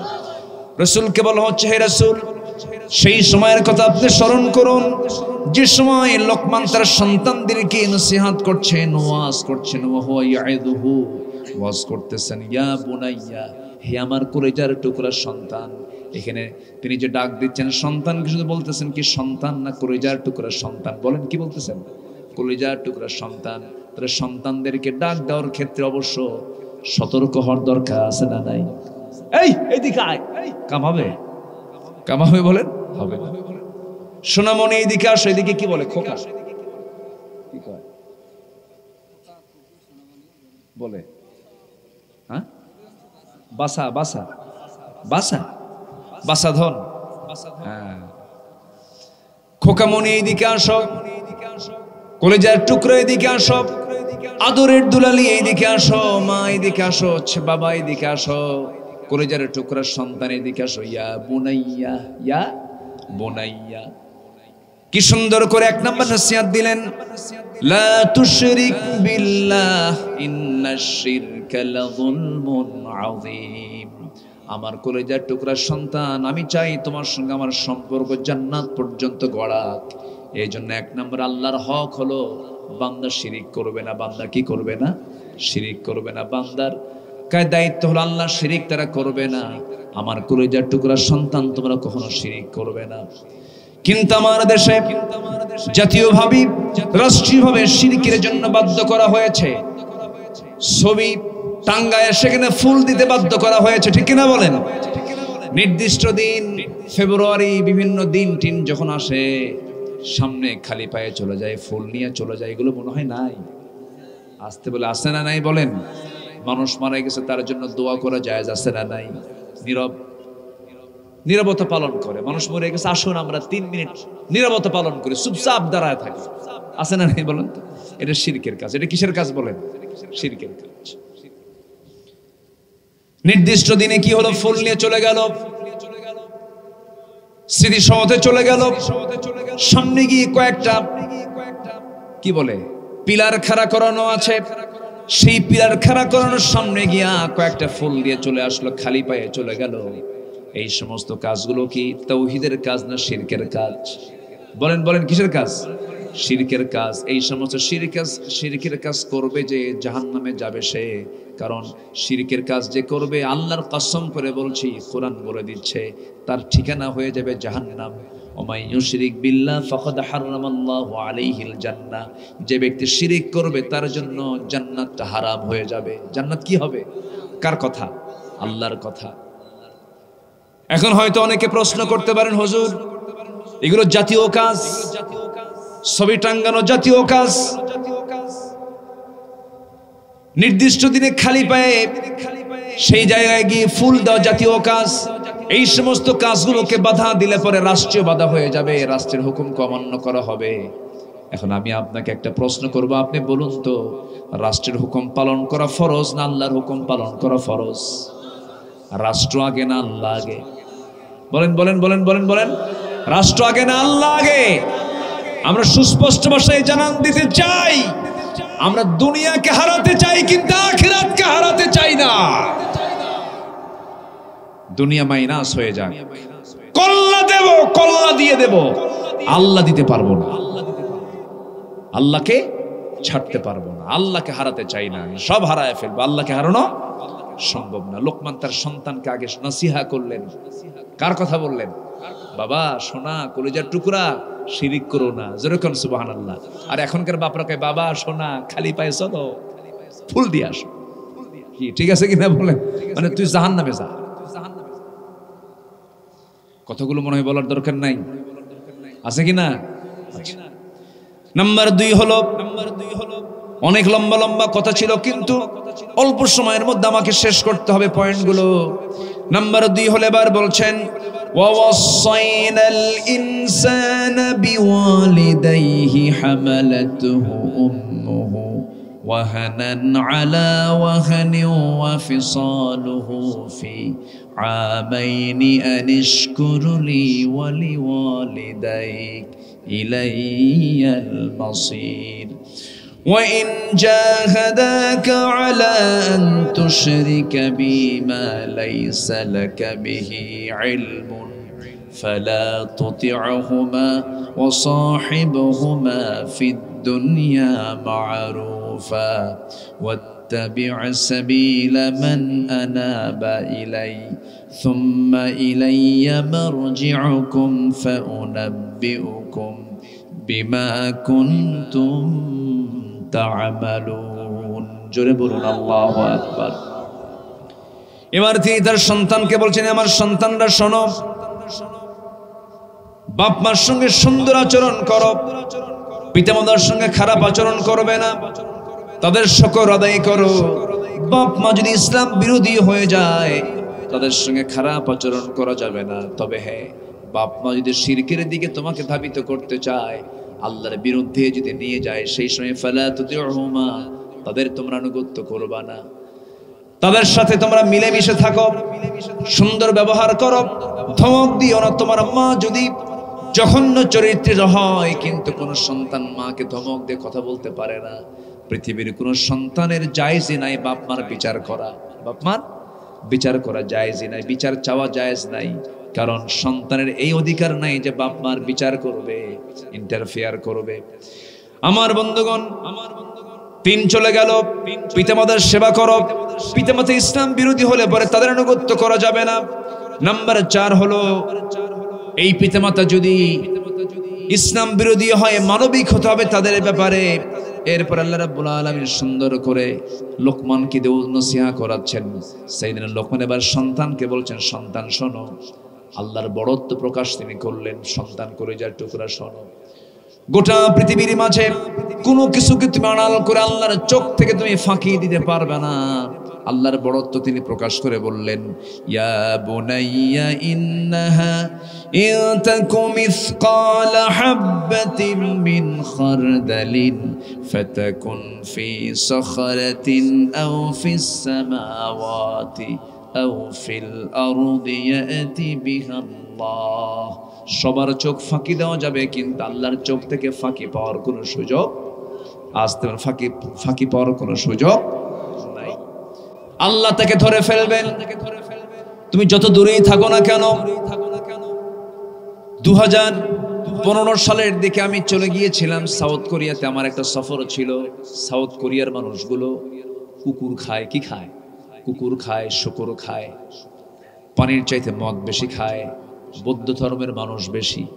কোরিয়া, তাইওয়ান, চীন, জাপান সব এগুলো সব বৌদ্ধ। এগুলো সব কি? বৌদ্ধ। চীন ও বৌদ্ধ। গোটা পৃথিবীতে বেশি সংখ্যক লোক হচ্ছে বৌদ্ধ ধর্মের। আমি কোরিয়াতে গেলাম। কোরিয়াতে যাওয়ার পর এক প্রবাসী আমাকে বলতেছে, হুজুর আমি এক মালিকের অধীনে চাকরি করি, সে বৌদ্ধ। আমি রমজান মাসে রোজা ছিলাম। দুপুরবেলা আমাকে আমার মালিক বলতেছে, তোর তো চেহারা তো ক্লান্ত মনে হচ্ছে, পানি খা। তো বললো, আমি তো রোজা আছি। রোজা কি? কাল্লা না খেয়ে থাকতে বলছে। কাল্লা না খেয়ে থাকতে বললে কি তোর না খেয়ে থাকা লাগবে নাকি? তুই খা। কিন্তু আমার আল্লাহ এমন আল্লাহ, এটা ফরজ করে দিয়েছেন।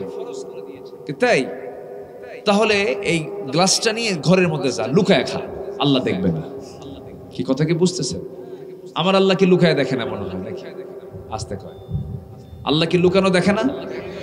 আড়ালেও দেখে, আলোতেও দেখে, অন্ধকারেও দেখে, রাতেও দেখে, দিনেও। তিনি আমার কে? তিনি আমার আল্লাহ।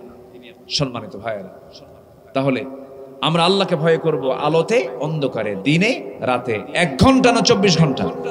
বলেন 1 ঘন্টা না 24 ঘন্টা? আমার আল্লাহর আনুগত্য হবে আমার 1 ঘন্টা না 24 ঘন্টা? শুধু 5 ওয়াক্ত নামাজে না, 24 ঘন্টায় সকল কাজে। 24 ঘন্টা সকল কাজে আমি আল্লাহকে আনুগত্য করব, আল্লাহর হুকুমকে আমরা মেনে চলব। লোকমান তার সন্তানকে এটাই বলছে। এরপরে নাম্বার 6 হলো, এবার সন্তানকে লক্ষ্য করে বলছেন, ইয়া বুনাইয়া। আবার বলছেন, আবার কি বলতেছেন? ইয়া বুনাইয়া, আমার কলিজার টুকরা, আমার আদরের দুলাল, আমার পরাণ জুড়ানো, আমার চক্ষু জুড়ানো সন্তানরা, তোমরা শোনো। ইয়া বুনাইয়া আকিমিস সালাতা ওয়া আমুর বিল মা'রুফ ওয়ানহা আনিল মুনকার ওয়াসবির আলা মা আসাবাকা ইন্না যালিকা মিন আজমিল উমুর। জোরে বলুন আল্লাহু আকবার। হে আমার কলিজার টুকরা সন্তান, নামাজ কায়েম করো। নামাজ কি? নামাজ কায়েম করো, নামাজকে সুন্দর করে ফেলো। নাম্বার 6 নম্বরের পর আল্লাহ পাক লোকমানের এই ওয়াজটাকে সুন্দর করে তুলে ধরছেন। এরপরে বলছেন, আকিমিস সালাহ ওয়া আমুর বিল মা'রুফ। সৎ কাজের আদেশ দাও, সৎ কাজের আদেশ দাও। নামাজ কায়েম করো, সৎ কাজের আদেশ দাও। ঠিক একই কথা আল্লাহ রাব্বুল আলামিন রাষ্ট্রপতি যারা হবে, রাষ্ট্রপ্রধান যারা হবে, তাদেরকে লক্ষ্য করে বলছেন, আল্লাযীনা ইম্মাক্কান্নাহুম ফিল আরদি আকামুস সালাহ। রাষ্ট্রীয় ক্ষমতা যাদেরকে দেওয়া হবে, 1 নাম্বার তারা রাষ্ট্রীয় পর্যায়ে নামাজকে কায়েম করবে। নাম্বার 2 হলো তারা যাকাত আদায় করবে। আমার দেশে কি যাকাত প্রতিষ্ঠিত না সুদ প্রতিষ্ঠিত? বলেন, নামাজকে কায়েম আছে নাকি? নামাজও কায়েম নাই। নামাজ কায়েম কাকে বলে? নামাজ কায়েম তো সেটা কি বলে? এসপির পিছনে ওসিরা নামাজ পড়বে, এমপির পিছনে জনগণ নামাজ পড়বে, চেয়ারম্যানদের পিছনে মেম্বাররা নামাজ পড়বে, গ্রামের মাতব্বরদের পিছনে সমস্ত গ্রামের মানুষগুলো নামাজ পড়বে। এমন করে গোটা দেশে যখন প্রত্যেকটা জায়গায় অফিসে যখন নামাজটা জারি হয়ে যাবে, এমন করে আল্লাহ তাআলা নিজে কসম করে বলছে, আমি আল্লাহ সেই সমাজে সুন্দর রহমতের দরজা সবকিছু তাদের জন্য খুলে দেব। যেরকম সুবহানাল্লাহ। 54 বছর চলে গেল, মুসলমান শাসকদের শাসন করলো, আজ পর্যন্ত কেউ নামাজের একটা বিল তার আনতে পারলো না। আমরা সব দেখা শেষ করেছি। আমরা 71 থেকে নিয়ে আজকে 2025 সালে অনেকগুলো সরকারকে আমরা দেখেছি, তারা কোন আইন পাশ করতে না পারলেও জেনার আইন পাশ করেছে, মদের আইন পাশ করেছে, সুদের আইন পাশ করেছে। আমরা আর এগুলো দেখতে চাই না। আমরা আগামীর সরকারকে দেখতে চাই কোরআনের সরকার, নামাজের সরকার, ইসলামের সরকার। রাজি আছেন কারা কারা? হাত উঁচু করে দেখা। কেউ তো স্লোগান দেন না।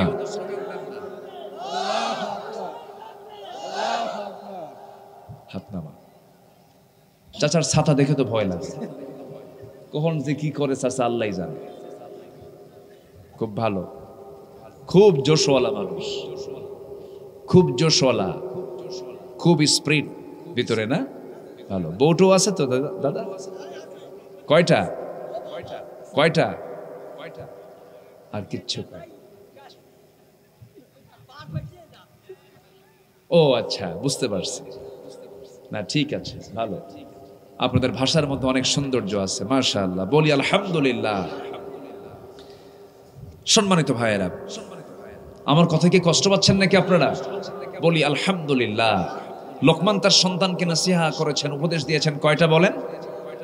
13টা। এর মধ্যে আমরা চলে এসেছি মোটামুটি 7 নম্বরে চলে আসছে, সৎ কাজের আদেশ দেওয়া। রাষ্ট্র ক্ষমতা যারা পাবে তারাও সৎ কাজের কি করবে? আদেশ দেবে। কোন আকাম কুকাম চলবে না। সন্ধ্যার পরে কোন মহিলা কোন পুরুষ এক জায়গায় বসে ইডিশ করতে পারবে না। এগুলো হচ্ছে অসৎ কাজ, খারাপ কাজ। ওয়ালা তাকরাবু জিনা, জিনার নিকটে যেও না। জিনার নিকটবর্তী কাজ কি? জিনা শুধু ইন্টারকোর্স করলেই জিনা হয় না। দুজন নারী পুরুষ এক জায়গায় হয়ে গেল, ইন্টারকোর্স কমপ্লিট হলো, সহবাস হলো, এটার নাম জিনা নয়। এটা তো মূল পর্ব ঠিক আছে, কিন্তু এর আগেও যত কাজ আছে সব জিনা। সব কি? জিনা। ওয়ালা তাকরাবু জিনা, জিনার নিকটেই যেও না। চোখের জেনা, কানের জেনা, হাতের জেনা, পায়ের জেনা আছে না নাই? অবাধে প্রশাসনের সামনে একটা ছেলে একটা মেয়েকে নিয়ে হাত ধরে ঘুরতেছে, চলতেছে। প্রশাসন যদি বলে, এই ছেলে এটা তোমার কে? গার্লফ্রেন্ড। এটা তোমার কে? বয়ফ্রেন্ড। বলেন তো, গার্লফ্রেন্ড বয়ফ্রেন্ড না জানোয়ার এগুলো? আসতে কোন এগুলো কি বলেন? এগুলো কি জানোয়ার? একটা পুরুষের জীবনে গার্লফ্রেন্ড একটাই থাকবে, সে হচ্ছে বউ। কয়টা? বলেন বলেন বলেন। কে হবে? কে হবে? বউ। বউ হবে গার্লফ্রেন্ড, স্বামী হবে বয়ফ্রেন্ড। এছাড়া যত সম্পর্ক আছে সব জিনার সম্পর্ক, জিনার সম্পর্ক, জিনার সম্পর্ক। ওয়ালা মুত্তাখিদি আখদান ওয়ালা মুত্তাখিদাতি আখদান। গোপন গোপন কোন নোংরামি করা যাবে? আসতে বলবেন না, যাবে। সম্মানিত ভাইয়েরা, আমরা সুন্দর একটি বাংলাদেশ গড়তে চাই। সাইয়েদনা লোকমানের এই উপদেশগুলোকে আমরা সমাজে বাস্তবায়ন করতে চাই। জোরে বলি ইনশাআল্লাহ। আরো জোরে বলি ইনশাআল্লাহ। হাইরে কি সময়গুলো আমরা পার করছি। এই কালীগঞ্জে মাহফিল করতে এসে কি মারামারি। দেভাটার পাশেই কোথায় যেন এক মাহফিল, আমাকে মঞ্চে উঠতেই দিল না ফেরেশতারা। এই ফেরেশতাগুলো উঠতেই দিল। ফেরেশতা এই জন্য বলতেছি, ফেরেশতা যেরকম চোখে দেখা যায় না, 24-এ এই জুলাইয়ের আন্দোলনের পর থেকে এই ফেরেশতাগুলো একটা চোখে পড়তেছে না।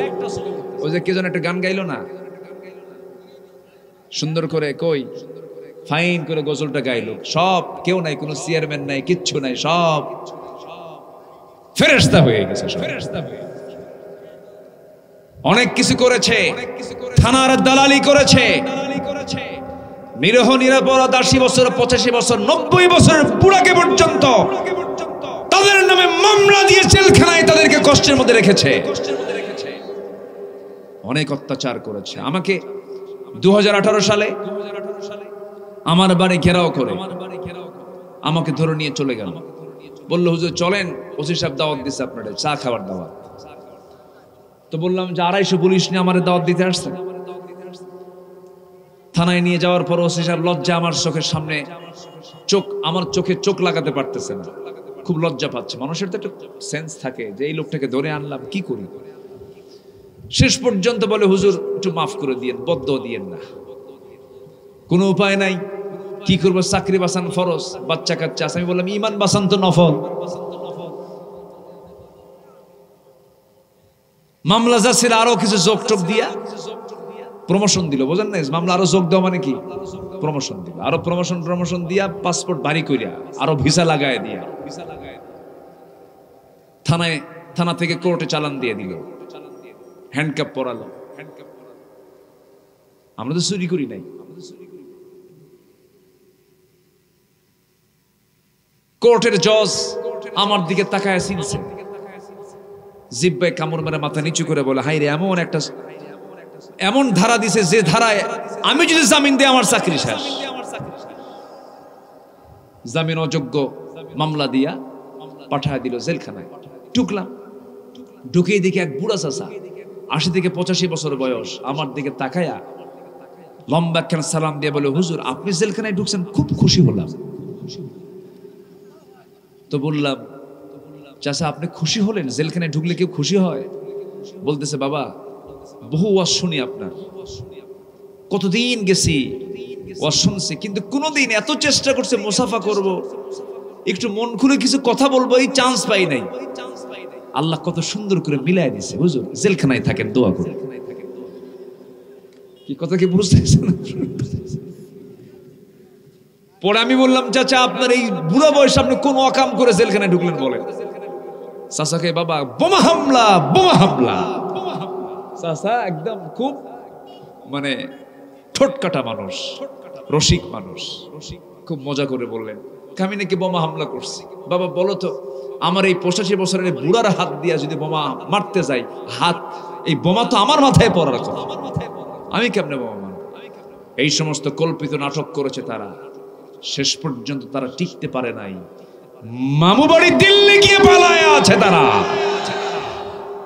প্রত্যেকটি হত্যার বিচার বাংলার জমিনে হতে হবে। সকল কিছুর আগে নির্বাচন, সংস্কার কি করবেন করেন, সকল কিছুর আগে আমার সন্তানরা রাজপথে জীবন দিয়েছে, 2000 লাশ ঝরিয়েছে, প্রতিটি হত্যার বিচার বাংলার জমিনে হতে হবে, হতে হবে, হতে হবে। আল্লাহ বিচার চান না? আল্লাহ বিচার চান না? আল্লাহ বিচার চান না? আমরাও বিচার চাই।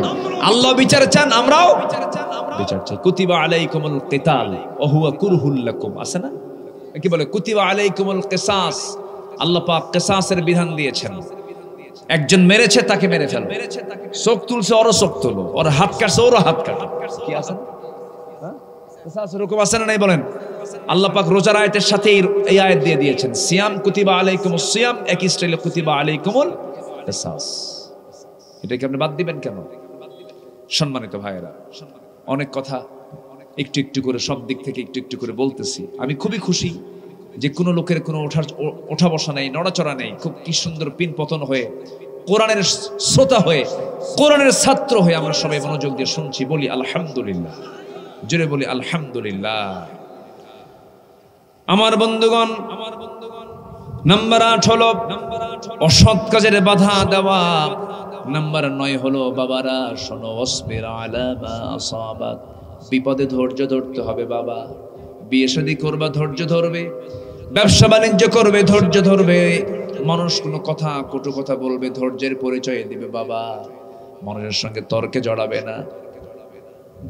বড়দেরকে তুমি অসম্মান করবে না। বিপদে ধৈর্যশীল হবে। ধৈর্য যোগ্যতা, ধৈর্য একটা বিশাল বড় গুণ। রাগ কোনো যোগ্যতা নয়, রাগ হলো অযোগ্যতার ব্যাপার। রাগের মধ্যে কোনো যোগ্যতা নাই। যোগ্যতা হলো কিসের ভিতরে বলেন?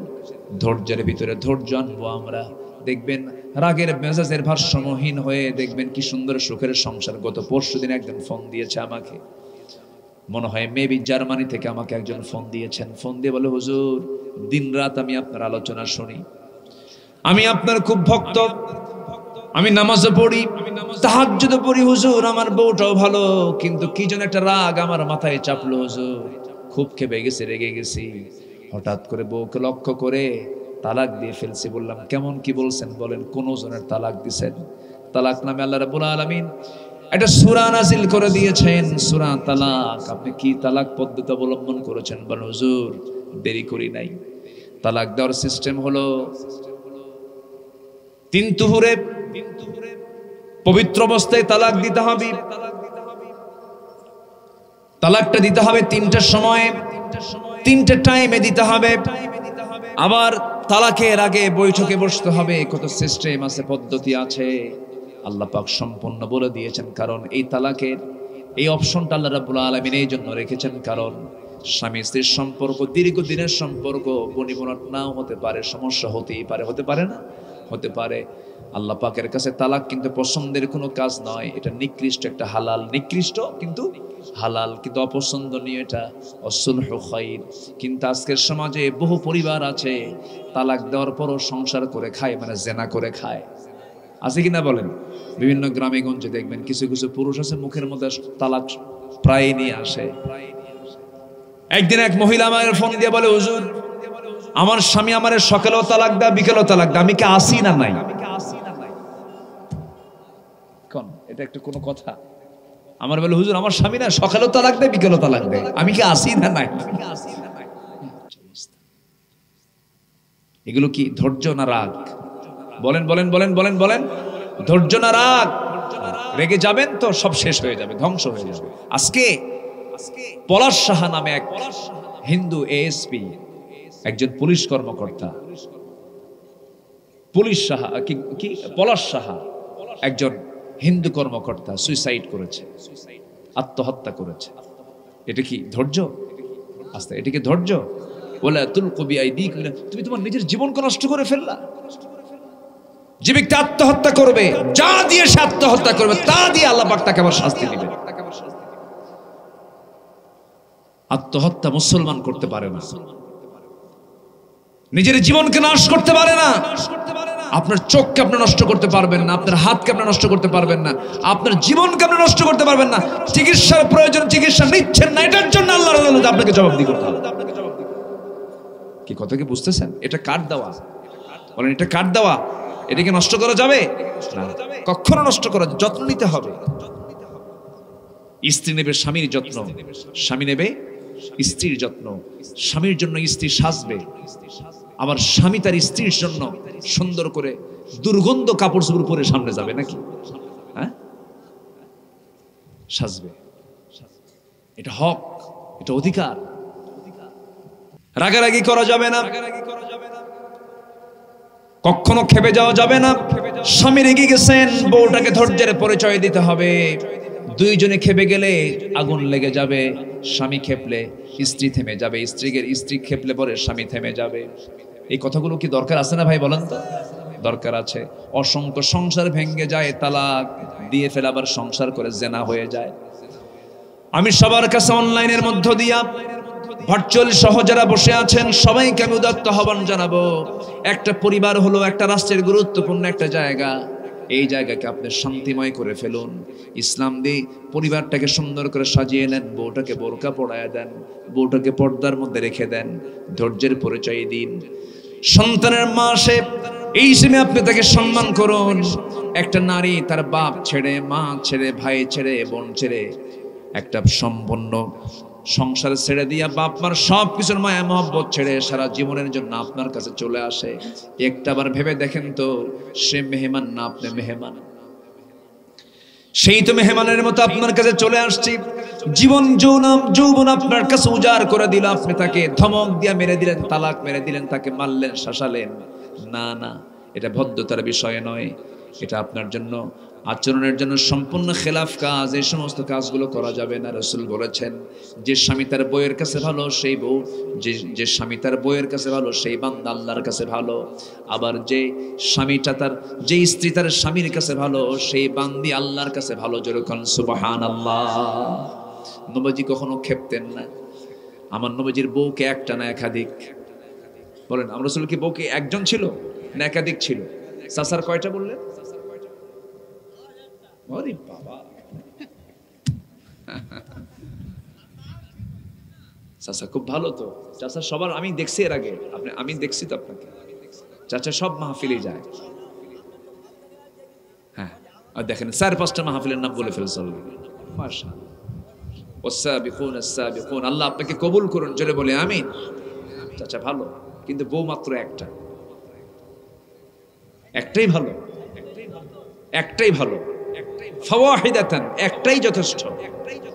কারণ ফাইন খিফতুম আল্লা তা'দিলু, তুমি যদি আশঙ্কা করো যে সমতা রক্ষা করতে পারবে না, সে জায়গায় কয়টা ভালো? একটাই ভালো। দুইটা তো কঠিন কাজ, দুইটা কি সহজ কাজ না কঠিন কাজ?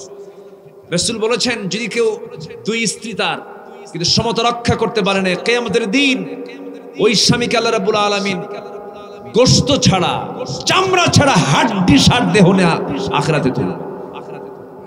এত সস্তা, খালি কয় বিয়ে করা সুন্নাত, দুই বউ থাকা সুন্নাত, এরকম করে না। আমার মায়েরা দারুণ খুশি, হুজুর ভালো করে কোন, আমার স্বামী খেলে খোঁচা মারে।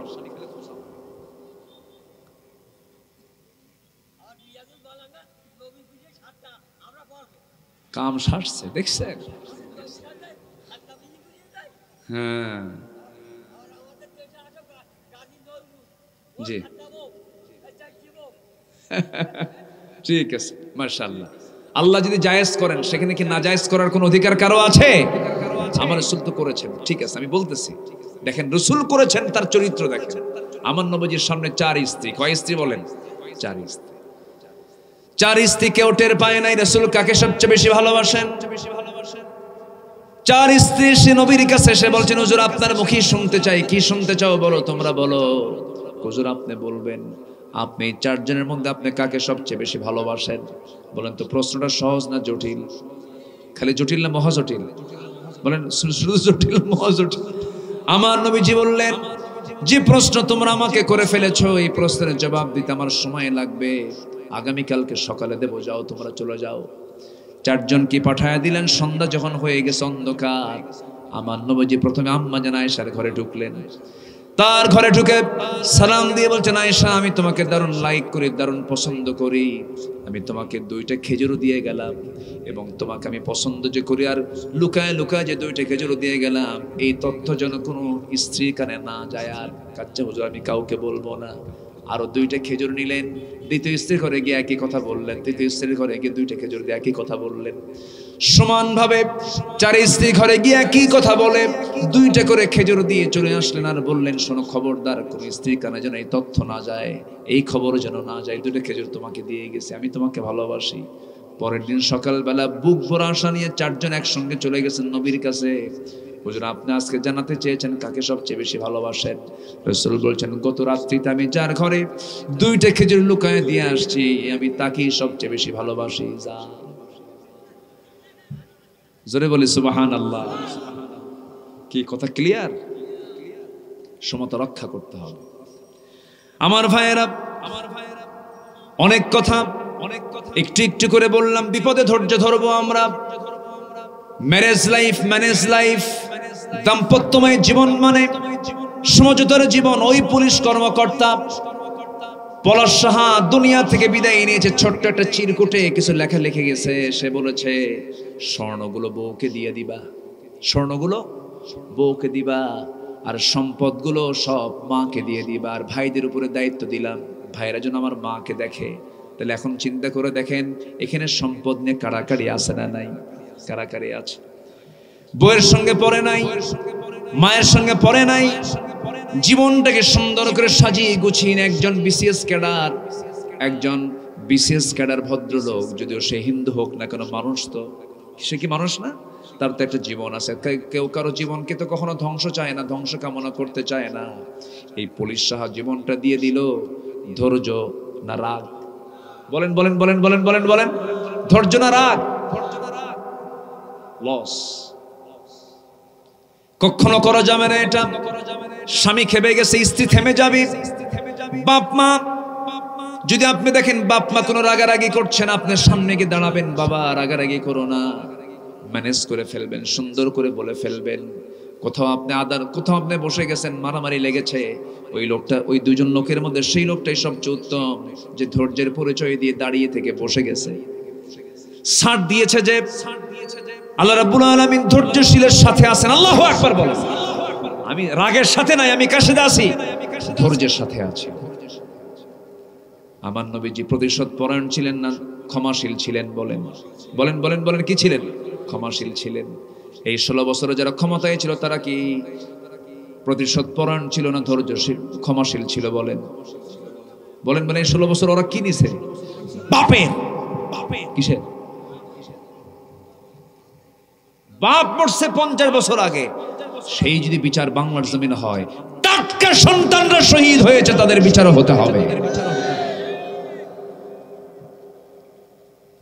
প্রতিশোধ পরায়ণ হওয়া যাবে না, আমরা ক্ষমা করব। জোরে বলি ইনশাআল্লাহ। আপনি কি জানেন, আপনি যদি কাউকে ক্ষমা করেন, আল্লাহ আপনাকে ক্ষমা করবেন? জোরে কোন সুবহানাল্লাহ। ওই কিসাসের মধ্যে আছে না, ওয়ালাকুম ফিল কিসাসি হায়াতুন, ওয়ালাকুম ফিল কিসাসি হায়াতুন ইয়া উলিল আলবাব। মৃত ব্যক্তির ভাই, মৃত ব্যক্তির কোন আত্মীয় যদি তাকে আবার মাফ করে দেয়, আল্লাহ পাক তাকেও মাফ করে দেয়। কি এখানে আছে না? আছে। এখানে আল্লাহ পাক অপশন রেখে দিয়েছেন। ধরেন আপনার ভাই খুন হয়ে গেছে, আপনি ভাই, আপনি যদি পরিবারের পক্ষ থেকে যদি মাফ করে দেন, যা তুই মারছিস যখন, ক্ষমা করলাম, ওর ফাঁসি হবে না, ওর হত্যা হবে না। আল্লাহ বলছেন ওয়ালাকুম ফিল কিসাসি হায়াতুন ইয়া উলিল আলবাব, সুযোগ দিয়েছেন। সুবহানাল্লাহ বলবেন না? সুবহানাল্লাহ বলবেন না? আমরা ক্ষমা করতে শিখবো। আমরা, আল্লাহ আমাকে ক্ষমা করবেন, আল্লাহু আকবার বলেন। আমি ক্ষমা করব, আল্লাহ আমাকে ক্ষমা করবে। হ্যাঁ,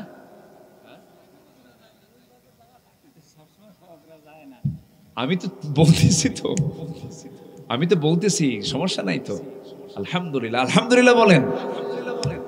সব ভুল ক্ষমা করা যায় না, কিন্তু বউ ভুল করছে, আপনি কি করবেন? হ্যাঁ বলেন, একটা ভুল হয়েছে, ভুলের কিছু মাত্রা আছে, ভুলের কিছু কি আছে? মাত্রা আছে। সেই মাত্রা অতিরিক্ত হলে সেখানে ক্ষমা করার কোনো সুযোগ নাই। সামান্য কাজেই তরকারিতে লবণ একটু কম আর বেশি, মারে থাপ্পড়, এরকম স্বামী তো মনে হয় শ্যামনগর কালীগঞ্জে নাই, মনে হয় আছে না? নাই। বউকে কাজের মানুষ মনে করে, বউকে দামি দিতে চায় না, এরকম কিছু স্বামী আছে না? নাই না, এগুলো করবেন না। আমার মায়ের আজকে খুব খুশি, হুজুর আপনি এত পক্ষে আসতেছেন কেন আমাদের আজকে? মেয়েদেরও দোষ আছে কিছু, স্বামীকে পাত্তাই দিতে চায় না, এমন কিছু মহিলা আছে না? নাই। স্বামীকে খেলে বুড়া আঙ্গুল দেখায়, চেহারা একটু সুন্দর হলে স্বামী যদি একটু কালো হয়, মাঝে মাঝে খোঁটা মারে আর বলে, শোনো তুমি যে আমার সাথে এরকম বক বক করো, বক বক বুঝতেছেন তো নাকি? এত বকর বকর করো, এই বকর বকর করতে গিয়ে আবার সাতক্ষীরাতে এক মারামারি লাগছিল এক বক্তার সাথে, লাগছে না? ওই যে এক চেয়ারম্যান কি কয়, একদম বাষ্ট করে দেবো নাকি কি করছে, বেয়াদব, কিছু বেয়াদব এখনো আছে না? নাই, এখনো আছে। তবে হ্যাঁ, শব্দ চয়ন আমরা সবাই সতর্ক হব, ছোট হোক বড় হোক। আপনি যদি একটা বড় মানুষকে যদি আপনি এরকম একটা অশোভন শব্দ প্রয়োগ করেন, এটাও ঠিক না। সম্মানিত ভাইয়েরা, সম্মানিত বন্ধুগণ, গন্ডগোল লাগতে পারে, কিন্তু ক্ষমা সুন্দর দৃষ্টিতে আমরা দেখলে পরে কিচ্ছুই হবে না। সব দেখবেন যে গন্ডগোল থেমে গেছে। আলহামদুলিল্লাহ বলেন। আগে কি মার্ডার হয় না, আগে কথা হয়? আগে কথা হয়, কথা থেকেই তো অনেক কিছু। কিছু কিছু বউ আছে স্বামীকে বলে, তুমি যে এরকম বকর বকর করো আমার সাথে, তোমার চেহারা দেখছো, তোমার যে চেহারা, এই চেহারা আয়নার সামনে যাও, তোমার এই চেহারা নিয়ে আমার চেহারা দেখছো, তোমার সঙ্গে যে আমার সংসার হচ্ছে, এ তোমার 14 গোষ্ঠীর কপাল, দেখেন খোঁটাটা মারলো কেন? আছে না? নাই না। মা এগুলো করা যাবে না, ঢং ঢং করে মার্কেটে যাওয়া যাবে না। স্বামীর সামনে যে সৌন্দর্য আপনি দেখাবেন, সেই সৌন্দর্যগুলো আপনি রিকশাওয়ালাকে দেখাতে পারবেন না, মার্কেটের দোকানদারকে দেখাতে পারবেন না। মার্কেটের দোকানদারকে লিপস্টিক দেখায় এমন মহিলা মনে হয় কালীগঞ্জে নাই। আসতে বলবেন না, আছে না? নাই। লিপস্টিক লাগালো, মাথার চুলগুলো খুলে ফেললো, 3 পিস পরে, হাই হিল লাগায়া, সাইড একখান ভ্যানিটি ব্যাগ নিয়া, সেন্ট একখান লাগায়া, ঝাঁঝালো সেন্ট, কি সেন্ট? ঝাঁঝালো একখান সেন্ট লাগায়া চলে গেছে মার্কেটে ঢং ঢং করে। দোকানদারের সামনে গিয়া ঠ্যাঙের পরে ঠ্যাং তুলে দিয়া দোকানদারকে, যদি বুড়াও হয় তাও কয় ভাইয়া। কি কয়? ভাইয়া। একটা শাড়ি দেখানো যাবে কি? বুড়ো চাচা খুব খুশি, যারে আমারে তো ভাই কয়। শাড়ি একখান বের করে সুন্দর করে নিজের গায়ে লটকায় দিয়ে বলে, আপা এই শাড়ি কিন্তু আপনাকে মানাবে। ও আবার আপা কয়, কি কয়? এরকম ধরনের কিছু বদমাইশি আছে না নাই? আছে না নাই? এগুলো করা যাবে না। পর্দার নিয়মকে আপনি রক্ষা করে চলবেন, সুন্দর করে আপনি ধৈর্যের পরিচয় দিয়ে সংসার চালাবেন। বিপদের স্বামী ভালো, বিপদের স্বামী ভালো না, সুদিনের স্বামী ভালো, অভাবের স্বামীটা খারাপ, আবার সচ্ছলতার স্বামীটা ভালো, এমনটা হওয়া যাবে না। আমার বন্ধুগণ, বিপদে আপদে সুখে দুঃখে সবসময় স্বামীর পাশে স্ত্রী থাকবে, স্ত্রীর পাশে স্বামী থেকে যাবে। এটার নাম হলো সুখের সংসার। বলি আলহামদুলিল্লাহ। বিপদে ধৈর্য ধরতে হবে। নাম্বার 10 হলো অহংকার বা অবজ্ঞা করা যাবে না, অহংকার প্রদর্শন করা যাবে না। এরপরে হলো নাম্বার 11 হলো দম্ভ ভরে জমিনে চলাফেরা করা যাবে না। আল্লাহ রাব্বুল আলামিন এই সমস্ত কথাগুলো লোকমানের ওয়াজের মধ্য দিয়ে বিশ্ববাসীকে জানান দিয়েছেন। আল্লাহ রাব্বুল আলামিন সুন্দর করে বলছেন, ওয়ালা তুসাইর খাদ্দাকা লিন্নাসি ওয়ালা তামশি ফিল আরদি মারহান ইন্নাল্লাহা লা ইউহিব্বু কুল্লা মুখতালিন ফখুর واقصد في مشيك واغضض من صوتك إن أنكر الأصوات لصوت الحمير। জোরে বলুন আল্লাহু আকবার। নাম্বার 12 হলো চলাফেরায় মধ্যম পন্থা অবলম্বন করবে। রাস্তায় যখন হাঁটে, কিছু কিছু লোক আছে বুক উঁচু করে হাঁটে, রাস্তায় হাঁটার ভাব দেখে মনে হয় ওই একখান মাল আছে না, বুঝায় আমি একখান মাল। এরকম অহংকার করে দেখানো যাবে না, চলাফেরা করা যাবে না। আমার নবীজি যখন রাস্তায় দিয়ে হাঁটতেন তখন তার চোখের নজরটা সামনে থাকতো না, সবসময় তিনি নিচের দিকে দুই পায়ের বৃদ্ধাঙ্গুলের দিকে নজর দিয়ে দিয়ে হাঁটতেন। মাথাটা একটু নিচু করে দুই পায়ের বৃদ্ধাঙ্গুলের দিকে নজর দিয়ে দিয়ে হাঁটতেন। বিনয়ী হয়ে হাঁটতেন, আস্তে আস্তে করে হাঁটতেন, কদমটা আস্তে আস্তে করে ফেলতেন। আবার কিছু কিছু দেখবেন নেতা আছে, হাঁটার ভাবসাব দেখে মনে হয় আমি একখান মাল। আছে না নাই বলেন? এগুলো করা যাবে না। রাসূল এগুলো শিখিয়ে দিয়েছেন। সর্বশেষ যেটা, সেটা হলো কণ্ঠস্বরকে নিচু করা। যেটা আমি শুরু করেছিলাম, আওয়াজকে আমরা ক্ষীণ করব, ছোট্ট করব। সন্তান তার বাবার সামনে যখন কথা বলবে, বড় আওয়াজ না ছোট আওয়াজ, আস্তে কয়। কিন্তু আজকের সমাজে আজকে সন্তানের আওয়াজ বড় হয় না, বাবার আওয়াজ বড় হয়। হ্যাঁ বলেন বলেন বলেন, বেটার আওয়াজ বড় হয় না বাপের আওয়াজ বড় হয়? এদিকে বেটা বলে, বেটাও বলে মাশাআল্লাহ, বেটা কত সুন্দর ডাক। এটা ভালো সাহিত্যের ভাষা তো, এটা বেটা বেটা বেটি, এটা সাহিত্যের ভাষা, সমস্যা নেই। ছেলের আওয়াজটাই বেশি আজকে। বাপ বুড়ো হয়ে গেছি, শক্ত মেজাজ নিয়ে কথা বলে। আল্লাহ বলছেন কণ্ঠ ছোট করো। কণ্ঠ কি করো? কণ্ঠ ছোট করো, কণ্ঠের আওয়াজকে ছোট করো। ওয়াগদুদ মিন সাওতিক, আওয়াজটাকে ছোট করো। বাবার আওয়াজের উপরে সন্তানের আওয়াজটা বড় করো না। মুসল্লি হয়ে তুমি ইমামের কথার উপরে তোমার কথার আওয়াজটা বড় করো না। কিন্তু এরকম বেয়াদব মুসল্লি বুঝি কালীগঞ্জে নাই? আসতে বলবেন না, আছে না নাই? আওয়াজ বড় হবে মুসল্লির না ইমামের? বলেন বলেন বলেন বলেন বলেন। একটা দরবারে বসেছেন, আওয়াজ বড় হবে মুরব্বির না ছোট মানুষের। মুরব্বির আওয়াজটা বড় হবে।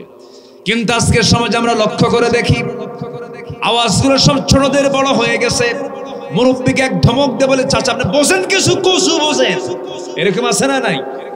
সন্তানরা বাপকে দাম দেয় না, ছোটরা বড়দেরকে সম্মান করে না। রাসূল সোজা কথা বলে দিলেন, যে ব্যক্তি ছোটদেরকে স্নেহ করবে না, বড়দেরকে যারা সম্মান করবে না, ফালাইসা মিন্না, সে আমার উম্মতি না। সে আমার কি না? যে বেয়াদব সে আমার কেউ না। সে আমার কি? কেউ না, কেউ না, কেউ না। এই জন্য আমরা আদব বলা হব। জোরে বলি ইনশাআল্লাহ, আর জোরে বলি ইনশাআল্লাহ। আমার ভাইয়েরা, আমার নবীজি বাপকে পান নাই, আমার নবীজি মাকে পান নাই। জন্মের আগে বাপ চলে গেছেন, জন্মের পর পর মা চলে গেছেন। দুধটা পর্যন্ত কিসমতে জোটে নাই আমার নবীর জীবনে। আমার নবীজি সিঙ্গেল এতিম না ডাবল এতিম? বলেন বলেন বলেন। ডাবল এতিম ছিলেন। আমার নবীজির জীবনটা নিয়ে একটু পড়াশোনার চেষ্টা করবেন, কি অসহায় জীবন তার ছিল। সন্তান জন্ম নিলে পরে পৃথিবীতে সবচেয়ে বেশি খুশি হয় হলো বাবা। কে খুশি হয়? মার পরেই বাবা খুশি হয়ে যান। আম্মা যান, আমার নবীজির মা আমেনা যখন সন্তানটা ভূমিষ্ঠ করেন, আমার নবী যখন পৃথিবীর জমিনে চলে আসেন, সন্তান দেখে আমিনার কষ্ট আরো বাড়তে থাকলো। মা মেনা ঘুমাতে পারেন না, স্বামীর কথা বারবার মনে হয় যাহারে আমার সন্তান দুনিয়াতে বেঁচে আছে, স্বামীটা না, আমি সন্তানটা কার কোলে উঠাইয়া দেব। বারবার কান্নাকাটি করে, বারবার কান্নাকাটি করে। আম্মাজান, আমার নবীজির আম্মাজান আমেনার চোখের পানিতে আমার নবীজির বুকটা ভেসে যাচ্ছে, বুকে টপ টপ করে পানি পড়ে। সন্তান করে নিলেই তার কান্নার পরিমাণ বেড়ে যায়। আমার নবীকে আল্লাহ রাব্বুল আলামিন কি সুন্দর করে তাকে সাপোর্ট দিয়েছেন। আবু তালেব যদিও কাফের ছিলেন, কিন্তু ভদ্র কাফের ছিলেন, ইসলাম কবুল করেন নাই, কিন্তু সারা জীবন আমার নবীর পক্ষে কথা বলেছেন, ভদ্র কাফের। এই আবু তালেব একদিন বলছে, ভাতিজা মোহাম্মদ শোনো, কোন এক চাঁদনি রাতে তোমার বয়স যেদিন 3 দিন পূর্ণ হলো, আমি তোমার ঘরে তোমাকে দেখার জন্য আমি তোমাদের ঘরে রওনা দিলাম।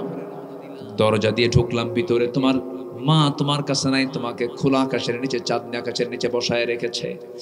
বসায় রেখে তোমার মা একাকি দূরে দূরে বসে ডুকরে ডুকরে কাঁদতেছিল।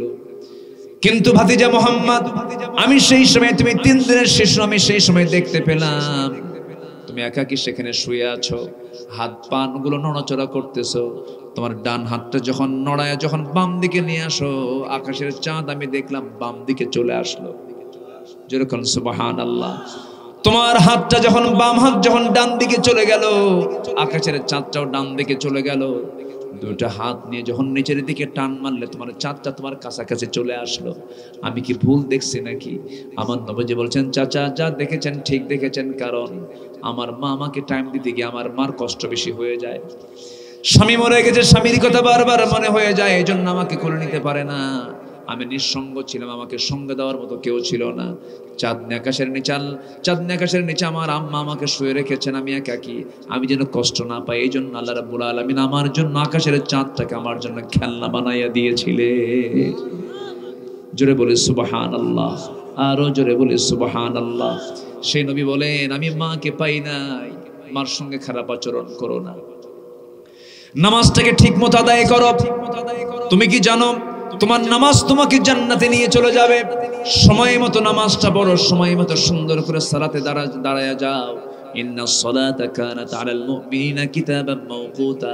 সময় মতো নামাজ তুমি পড়বে, ডিউটি করবে। তুমি কি জানো তোমার দিলটা যদি মসজিদের সঙ্গে লটকানো থাকে, আল্লাহ বললেন আমি তাকে আরশ আজিমের ছায়ায় জায়গা দিয়ে দেব, আমি আরশ আজিমের ছায়ায় তাকে জায়গা দিয়ে দেব। আমার নবীজি মার ব্যাপারে বলে দিলেন, কখনো মার সঙ্গে খারাপ আচরণ করা যাবে না, নামাজটাকে কন্টিনিউ করবে, সুন্দর করবে। বিরুল ওয়ালিদাইন নাম্বার 2 কাজ হলো বাপ মার সঙ্গে সুন্দর আচরণ করবে। এক সাহাবীর দুনিয়া থেকে ইন্তেকালের সময় হয়ে গেছে, সাহাবী দুনিয়া থেকে বিদায় নিচ্ছেন। এমন সময় নবীর কানে সংবাদ আসলো, মুখ সাহাবী দুনিয়া থেকে বিদায় নিচ্ছে, কিন্তু মুখে কালেমা বের হচ্ছে না। নবীজির কানে যখন এমন সংবাদ চলে এলো, রাসূল বললেন, দেখো তো ওই সাহাবীর মা বেঁচে আছে নাকি? হ্যাঁ বেঁচে আছে। তার মাকে আমার সামনে ডেকে আনো। মাকে ডেকে আনা হলো। বললেন, ও আলকামার মা, আপনার সন্তান তো দুনিয়া থেকে বিদায় হয়ে যাচ্ছে, আপনার মন কেমন বলছে বলেন? আপনি কি মন খারাপ করে আছেন নাকি? মা সঙ্গে সঙ্গে বলে ফেলতেছে, ইয়া রাসূলুল্লাহ, আমার সন্তানের প্রতি আমি নাখোশ, আমি নারাজ। বিয়ের আগে ভালো ছিল, কিন্তু বিয়ের পরে সে শুধু বইয়ের কথা শুনতো, আমি তাকে মাফ করবো না, আমি তাকে ক্ষমা করতে পারবো না। রাসূল বলেন, আপনার আলকামার মা, আপনার সন্তানের মা, আপনি দয়া করে আপনার সন্তানকে ক্ষমা করে দিন, আমি ক্ষমা করতে পারবো না। রাসূল দ্বিতীয়বার কিচ্ছু বললেন না, শুধু বললেন, সাহাবে কেরামকে লক্ষ্য করে বললেন, সাহাবীরা জ্বালানি সংগ্রহ করো, আগুন সংগ্রহ করো। সঙ্গে সঙ্গে সাহাবীর মা বলছেন, ইয়া রাসূলুল্লাহ, আগুন সংগ্রহ করে কি করবেন? রাসূল বললেন, অবাধ্য সন্তানকে আগুনে জ্বালিয়ে ভস্ম করে দেব। সঙ্গে সঙ্গে আলকামার মার চোখের কোনা বেয়ে টপ টপ করে পানি পড়ছে, আর কেঁদে কেঁদে বলছেন, ইয়া রাসূলুল্লাহ, যে সন্তানকে লালন পালন করলাম, যে সন্তানকে 9টি মাস পেটের মধ্যে লালন করলাম, ধারণ করলাম, ডেলিভারির যন্ত্রণা সহ্য করলাম, দুগ্ধপান করার কষ্ট সহ্য করলাম, সেই সন্তানকে চোখের সামনে আগুনে পড়বেন, আমি কি সহ্য করতে পারবো নাকি? আমার সন্তানের সকল বেয়াদবি আমি তার মা হয়ে মাফ করে দিলাম।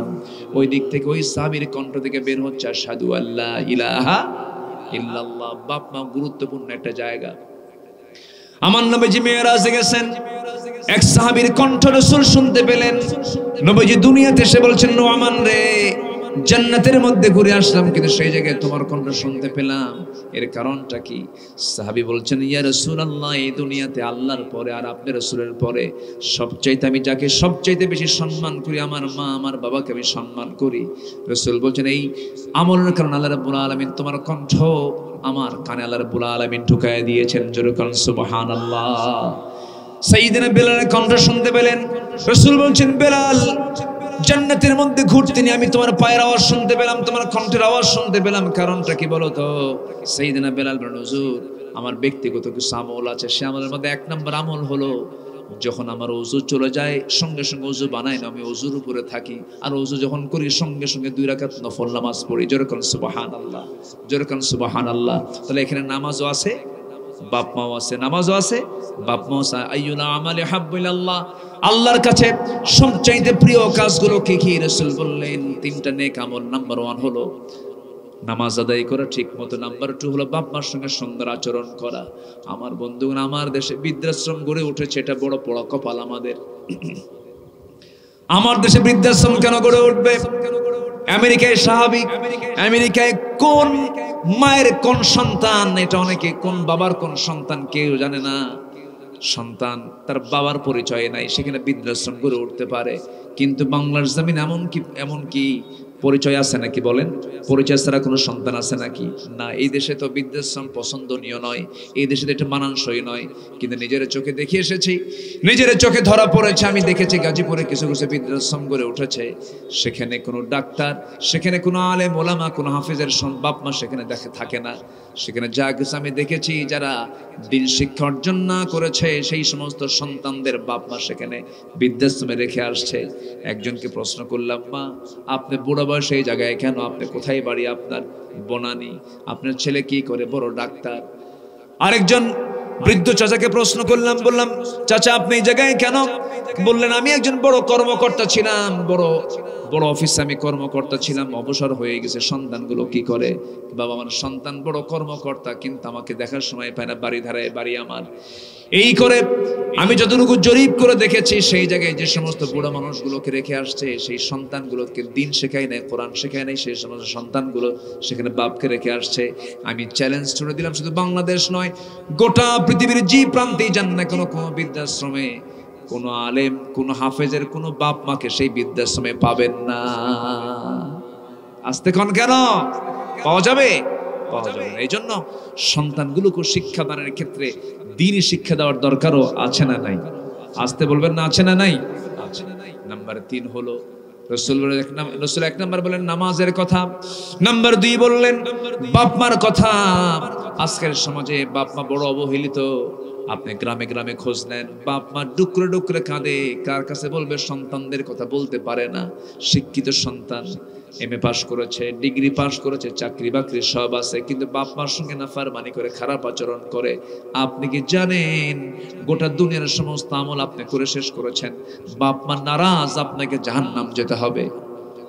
কি কোথায় যেতে হবে? জাহান্নাম যেতে হবে। নাম্বার 3 হলো ওয়াল জিহাদ ফি সাবিলিল্লাহ, আল্লাহর রাস্তায় জিহাদ করে দুনিয়া থেকে বিদায় হয়ে যাওয়া। আপনি কি জানেন এই দুনিয়াতে একটা মওত আছে, শ্রেষ্ঠ মওত, সেটা হচ্ছে জান্নাতে যাওয়ার রাজপথ, শহীদে মওত। কি মওত বলেন? শহীদে মওত। আর শহীদে মওতের জন্য জিহাদের প্রয়োজন আছে না নাই বলেন? আছে। রাসূল জিহাদ করেছেন একবার না বারবার জিহাদে গেছেন। কতবার জিহাদে গেছেন তিনি? ৮৬টা যুদ্ধ তার সময় পরিচালিত হয়েছে।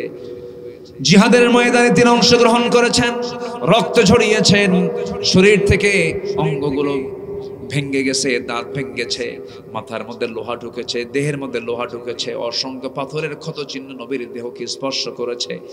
দিন কায়েমের জন্য যদি জিহাদ করতে গিয়া নবীর দেহ থেকে যদি রক্ত ঝরে, সেই দিন কায়েমের জন্য আমাদেরও যদি রক্ত দেওয়ার প্রয়োজন হয়, দিতে রাজি আছেন নাকি? সবাই কি দিতে রাজি আছেন? যদি জীবন দিতে হয় রাজি আছেন? রক্ত দিতে হয় রাজি আছেন? এমন জিহাদি তামান্না রাখেন? কার একটু হাত তুলে আল্লাহকে সাক্ষী রেখে দেখায় দেন তো। নারায়ে তাকবীর! জিহাদ জিহাদ জিহাদ চাই। আল্লাহ কবুল করুন, আল্লাহ কবুল করুন, আল্লাহ কবুল করুন। জোরে বলে আমিন। এত সময় কেমনে গেল বুঝলাম? 2 ঘন্টা হয়ে গেল কেমনে? যতটুকু হয়েছে আমরা বলে ফেলি আলহামদুলিল্লাহ। সবাই কি ফজর পড়বেন? ফজর পড়বেন কারা কারা হাত তুলে দেখেন দেখি, ফজর পড়বেন কারা কারা? অনেকে হাত তোলে নাই, ভাবতেছে হুজুর তুলে কি করবো, অদাভঙ্গ যদি হয় এরকম ভাবতেছেন। তোলেন না, একটু হাত তোলেন না, কারা কারা ফজর পড়বেন একটু হাত তোলেন। ফজর বলে ইয়া আল্লাহ, আরো জোরে ইয়া আল্লাহ। আমাদেরকে ফজর, জোহর, আসর, মাগরিব, ইশা 5 ওয়াক্ত সালাত আদায় করার তৌফিক তুমি আল্লাহ দিয়া দাও। জোরে বলি আমিন, আরো জোরে আমিন, আরো জোরে আমিন, আমিন। হ্যাঁ, মা বোনদের, মায়েরা নামাজ পড়ে তো পড়ে না, তাদের তো নামাজ নাই। তো মাসে একটা সময় আছে নামাজ আছে, আমাদের তো অবসর নাই, তাদের কোনো অবসর আছে নাকি? আমাদের তো অবসর নাই, তাদের অবসর আছে না নাই? আচ্ছা, মাসে 3 দিন থেকে 10 দিন পর্যন্ত তাদের নামাজ লাগিয়ে না, কিন্তু 10 দিনের জায়গায় ঠেলে নিয়ে যায় আরো 20 দিন, আরো কদিন নিয়ে যায়। এটা করা যাবে না। আল্লাহ পাক আপনাদের তো একটা অবকাশ দিয়েছেন, আপনি সুস্থ হয়ে যাবেন, নামাজটা ধরে ফেলবেন। নামাজকে কখনো কাজা করা যাবে না, নামাজকে কখনো নষ্ট করা যাবে না। সঙ্গীত গাইতে হবে। যে বর্তমান সমাজে, যুব সমাজ অনেকে মাদক, হ্যাঁ মাদকের সঙ্গে, আজকে এই পয়েন্ট আমি কথা বলতে পারিনি, সাবজেক্ট এটা ছিল না। সকল প্রকার নেশা থেকে আল্লাহ পাক যুব সমাজকে হেফাজত করেন। জোরে বলি আমিন, আরো জোরে বলি আল্লাহুম্মা আমিন। সম্মানিত ভাইয়েরা, গজল শুনতে চেয়েছেন, বলবো? শুনবেন? আগ্রহ আছে? আল্লাহু আল্লাহু কি যে মধুর নাম, আল্লাহু আল্লাহু কি যে মধুর নাম। ধরার তামাম মনি মুক্তায় পান্না হীরা সোনা দানায় হয় না তাহার দাম। আল্লাহু আল্লাহু কি যে মধুর নাম। ডাকলে ও নাম সোহাগ ভরে, নিত্য জোয়ার প্রেম সাগরে। ডাকলে ও নাম মনেরই কাবায়, নাচে রক্ত ঘাম। আল্লাহু বলেন, আল্লাহু আল্লাহু কি যে মধুর নাম। ধরার তামাম মনি মুক্তায় পান্না হীরা সোনা দানায় হয় না তাহার দাম। আল্লাহু আল্লাহু কি যে মধুর নাম।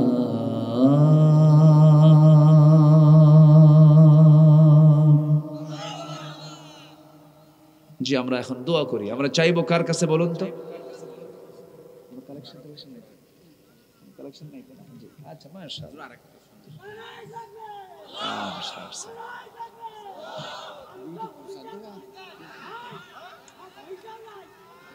কি বললো?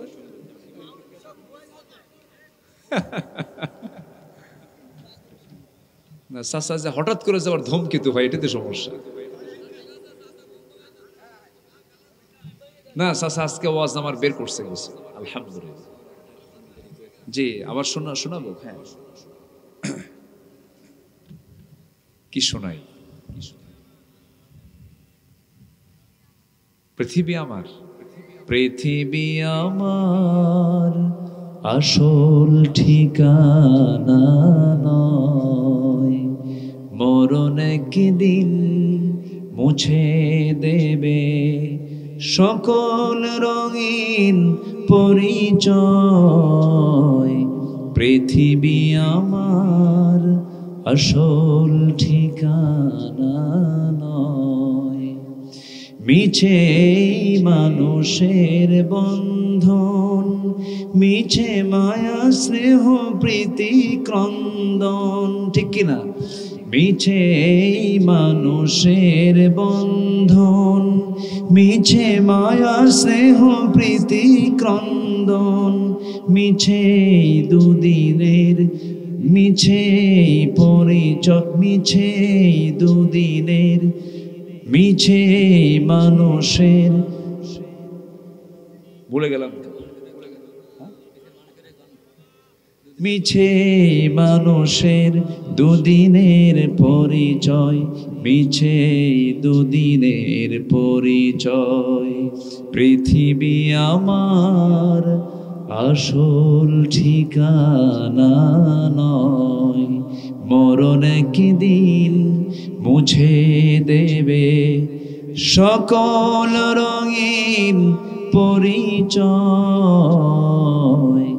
পৃথিবী আমার আসল ঠিকানা নয়।